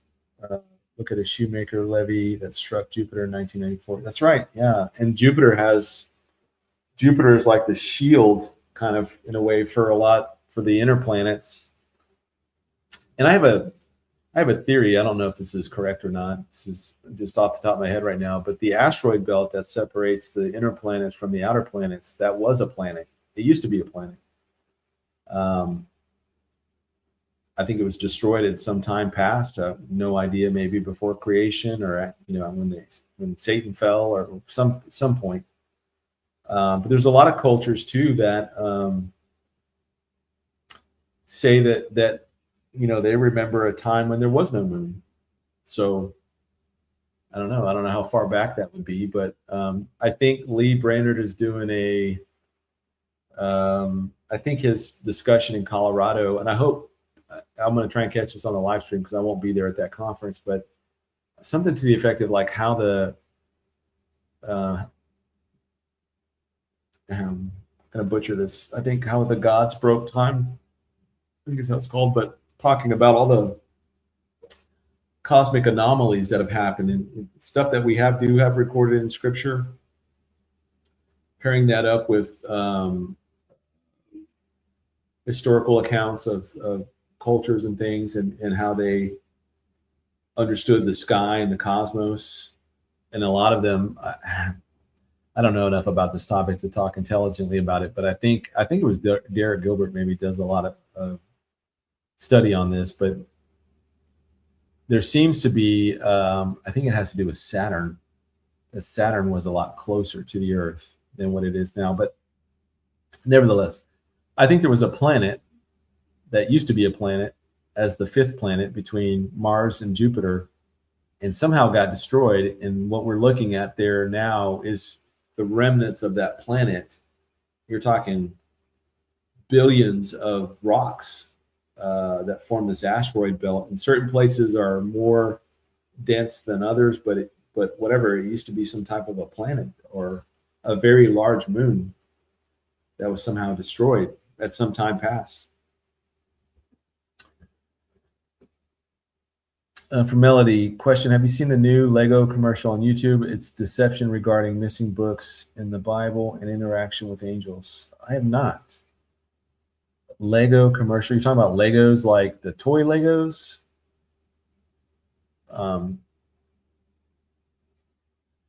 Yeah, I haven't seen it.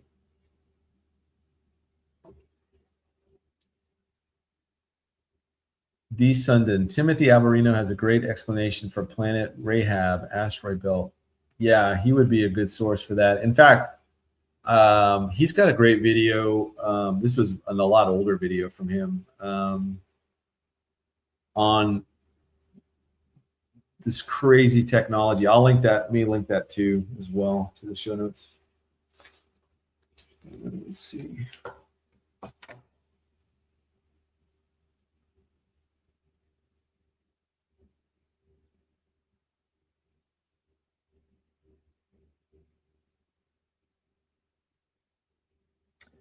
Yeah, so watch the Glenn Beck thing and then watch this Timothy Alberino. I'll put them in the show notes. You guys look at them. The Timothy Alberino one, I forgot about that one. That one is pretty fascinating. So,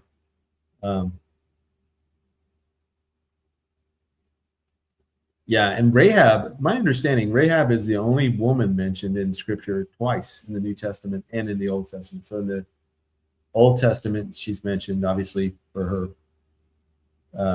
role that she played in helping the Israelites overthrow Jericho. But she's also mentioned in Hebrews, in the Hall of Faith, and she's mentioned in, I think, James, if I'm not mistaken. So, okay. To the dude, have you heard of Google's Gemini 4 AI that's coming out? I've heard it creates a digital twin of the user and acts as an assistant that evolves into the clone of the user. I have not heard that. That is pretty fascinating. You guys have heard me talk about this in the past. I'm sure many times. I've written about it a lot, but back in 2004, 2005 maybe, the University of Purdue, some component of their computer science division or section or whatever created, then it was called the Sentient World Simulation Program or Project. And I think since then its name has been changed to SEAS, SEAS, Synthetic Environment, something. Either way, back then, everybody was going to, and I don't know, I'm sure that it started off kind of small, but if it started off with everybody that had a digital footprint would have a digital avatar in this world that this kind of digital world that they had created. And this world was like, if you think of the game Sim City, very much like that, except that my avatar is in this system, living in the digital version of Texas there in that digital world. And based off of my digital interactions with everything, if I order stuff on Amazon or I rent a movie from Fandango or whatever, I buy my groceries online, whatever I'm looking at or reading, anything that has a digital connection, money I pull out of an ATM, stuff I buy on, with a debit card, all of that stuff creates a digital footprint. And my avatar in this sentient world system basically lives that life based off of my digital footprint. So if I didn't have a digital footprint, my avatar would probably not be doing a whole lot. It would just be sitting there, right? But because it's buying a meal at this restaurant and paying with a debit card, and I go across town and buy gas at this place, and then I'm on my phone talking to so-and-so at this place, and I'm traveling to this, it creates this pattern of life for me. And not only that, but as technology obviously is advanced, things like Ring cameras have come out. And so even if I don't have anything digital at my house, my neighbor across the street might have a Ring camera, and it captures my license plate on my car because it's looking at my driveway, and I pull in and it says, okay, this car is registered to this guy. This is his address. And then it notes when I take off and leave, when I come back, if I come in carrying groceries, even if I'm paying all cash and I'm not doing anything digital, I'm being captured by that camera, by the streetlight cameras, by the store cameras, by the, everything else. So it can very easily, well, I say easily now because of AI, it's able to very quickly put together a pattern of life for me. And it knows where I travel to. It knows that if in this digital world that they create, they can war game against this thing like endlessly without any consequence. They can throw a nuclear bomb hits Dallas, or a Cat 5 hurricane, levels or plows into Houston. And let's say I lived in Houston, or, the North Koreans invade and they do an airborne invasion of the United States. And where do I go when things go bad? So if my family was all, say, from Georgia, and my pattern of life was that I worked in Dallas, I lived in Dallas, but all my holidays I go back to Georgia because that's where all my family is, right? So they would, two and two together, they'd say, okay, well, in the event of a kind of a world-ending thing, he would obviously go back to Georgia because that's where he's been going for holidays and for special events, and because he was raised there, etc. So they can do that now, especially as AI becomes more and more powerful. And I think that's why they're forcing all these data centers to go up, is because of the power that they will be able to wield when they get this AI on fully online and fully to where they need it to be, whether it's at AGI or ASI or, what have you. This to me is the beast system. This is how this system, the beast government, is going to be able to control everybody, because it's going to be everywhere and you're not going to be able to escape from it, even if you don't have anything digital. Let's say you were Amish, right? In an Amish buggy, you're driving down the road, you got to go to the market or whatever, and you drive past a house, and that house has a Ring camera or cop cars behind your buggy because they're trying to get around you, and they've got to go, 5 miles an hour, 10 miles an hour, how fast the buggy's going. So they're kind of just stuck behind you. And in certain parts of the U.S., I'm talking about the Amish communities, you'll get stuck behind buggies. But that cop car has a camera pointing at, just kind of wherever it's going. It's always got that camera running. So there's no real way to be able to, and plus satellites, a satellite can look at, basically anywhere. Now that we have, thousands and tens of, I don't know if it's tens of thousands, but there's definitely many, many thousands of satellites in space now capturing all sorts of information. I really don't think there's going to be anywhere anybody can hide. It's sort of tempting for people to say, well, I'll build a bunker underground. And a lot of billionaires have done that. But I mean, we have drones that can go underground. We have drones that fly. We have drones that swim. We have drones that slither. We have drones that run on 2 legs, 4 legs, 100. I don't know if it's 100, but it's a lot of legs, like the centipede things. We have drones like Minority Report. If you think back to Minority Report, it had the little spiders. I don't know if we have spiders yet, but we definitely have micro drones that can fly anywhere, drones the size of insects. So I don't think there's going to be any safe place anybody can go anywhere that's not going to be found, that unless God is hiding them or God is protecting them, there's not going to be where to hide. Because even if it's not the drones themselves, you're going to have possibly billions, maybe trillions of both fallen angels and demons all working together to prop up this government. So, and 1 second after the rapture of the church, I mean, the world is going to go from natural to supernatural in an instant, from normal to abnormal. I mean, it's going to be like a light switch has been turned off or something. And these things are just going to come out. And even if the technology doesn't capture you, that you're going to have a 10 million freaking demons like tattletelling on you everywhere you go, or reporting you back to whatever. There's not going to be anywhere to hide from these things. So anyways, okay, I'm at 2 minutes, 2 hours and 31 minutes.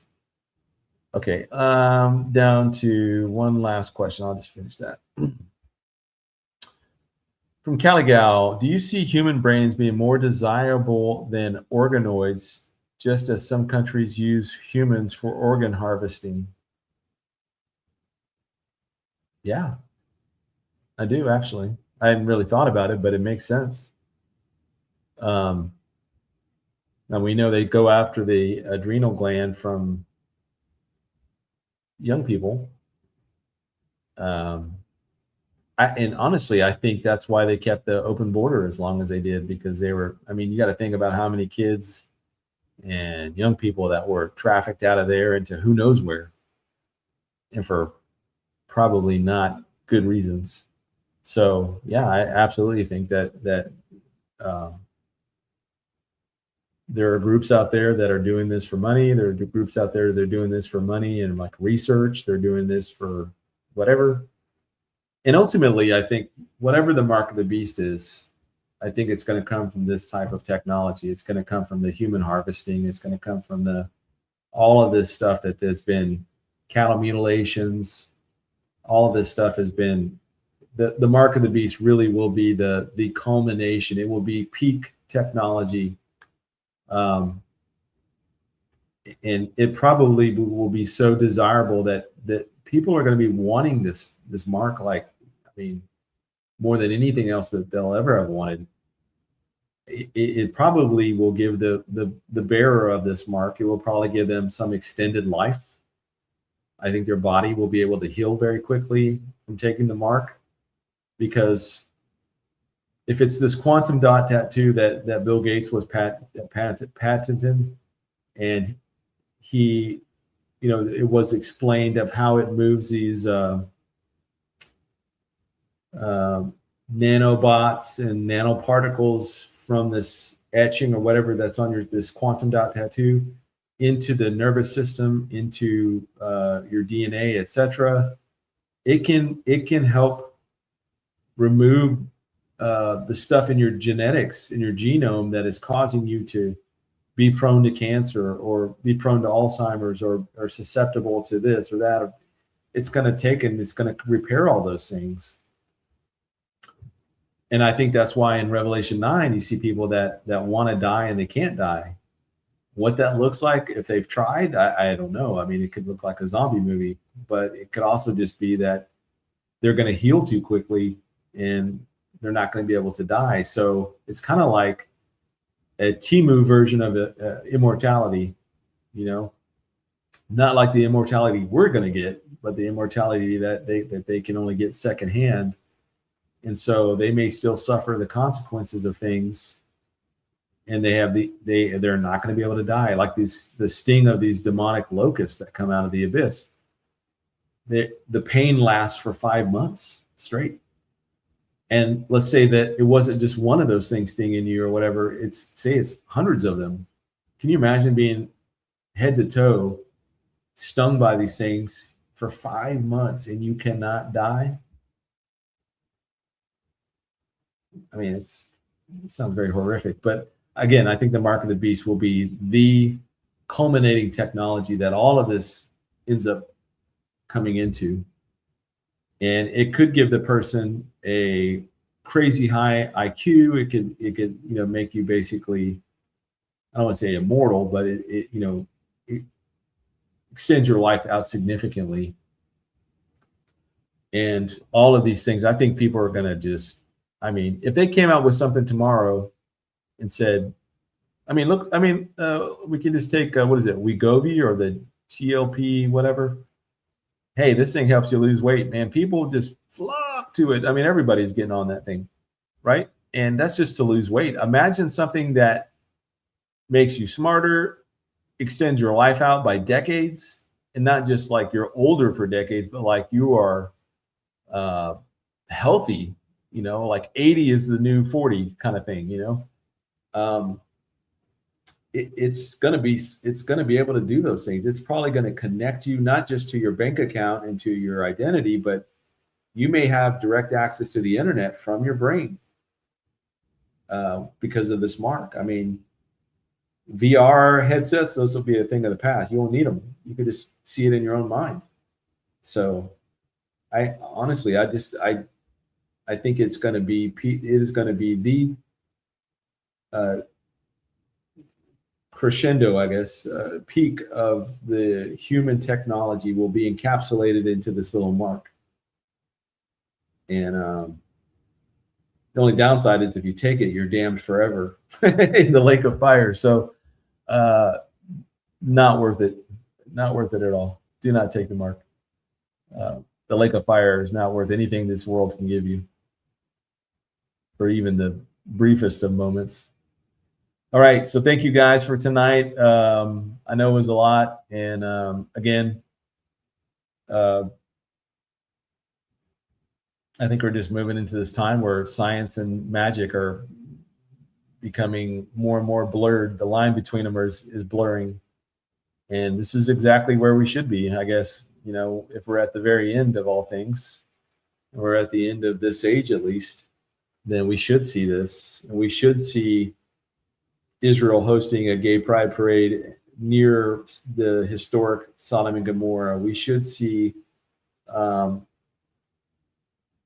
UAP, all this activity just blowing up in the skies. We should see, even our own technology bordering on magic or the supernatural. We should see all of the governments of the world trying to come together in some way, shape, or form through treaties and in economic blocks and military alliances. And there was no other time in the world with it, and even the geopolitical stuff would ever have happened. Not like the way we're doing it. There's never been a time like that. There's never been like a United Nations before before, like, say, the League of Nations, before the 20th century, at least. There was no such thing as that. The best you could get to would be like, some of the city states in Athens and in Sparta and all the different Thebes, all these different Greek city states might have had some type of alliances together, but they're all Greeks, It's never been, hey, the Greeks are going to set up this new international body government, and oh yeah, we'll invite the Persians, we'll invite the barbarian hordes, we'll invite the Vikings, we'll invite the Romans, the Egyptians. No, this is the only time in the world where this has even been a possibility, the whole world to come together geopolitically, economically, technologically, linguistically. I mean, everybody in the world, you can find anybody in the world that speaks English. And even if you can't find anybody that speaks the language, you have an app. There's an app that can translate it for you. So anyways, thank you guys for tonight. Give me a few minutes. I'll get the show edited and I'll put the links and stuff into the show notes. There's a round tech Democracy Roundtable is this Wednesday. I won't be on it simply because it's my birthday and I'm going to be doing something else with the family. And then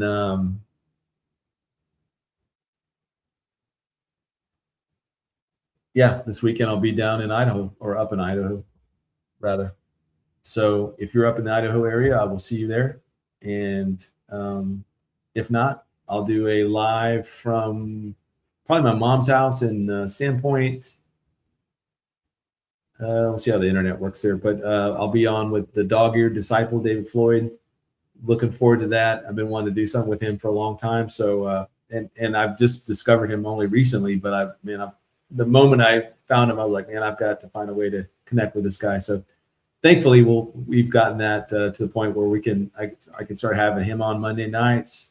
He's got a really fascinating position on 2 Thessalonians 2 that I think it's it. I think that's what it is. Anyways, that'll be next week. So thank you guys. God bless you. Take care. Again, have a great week. Keep looking up. Stand firm in the faith, my friends. And, keep running for that crown. Don't let anybody stop you or get you down. So until next time, God bless. Maranatha.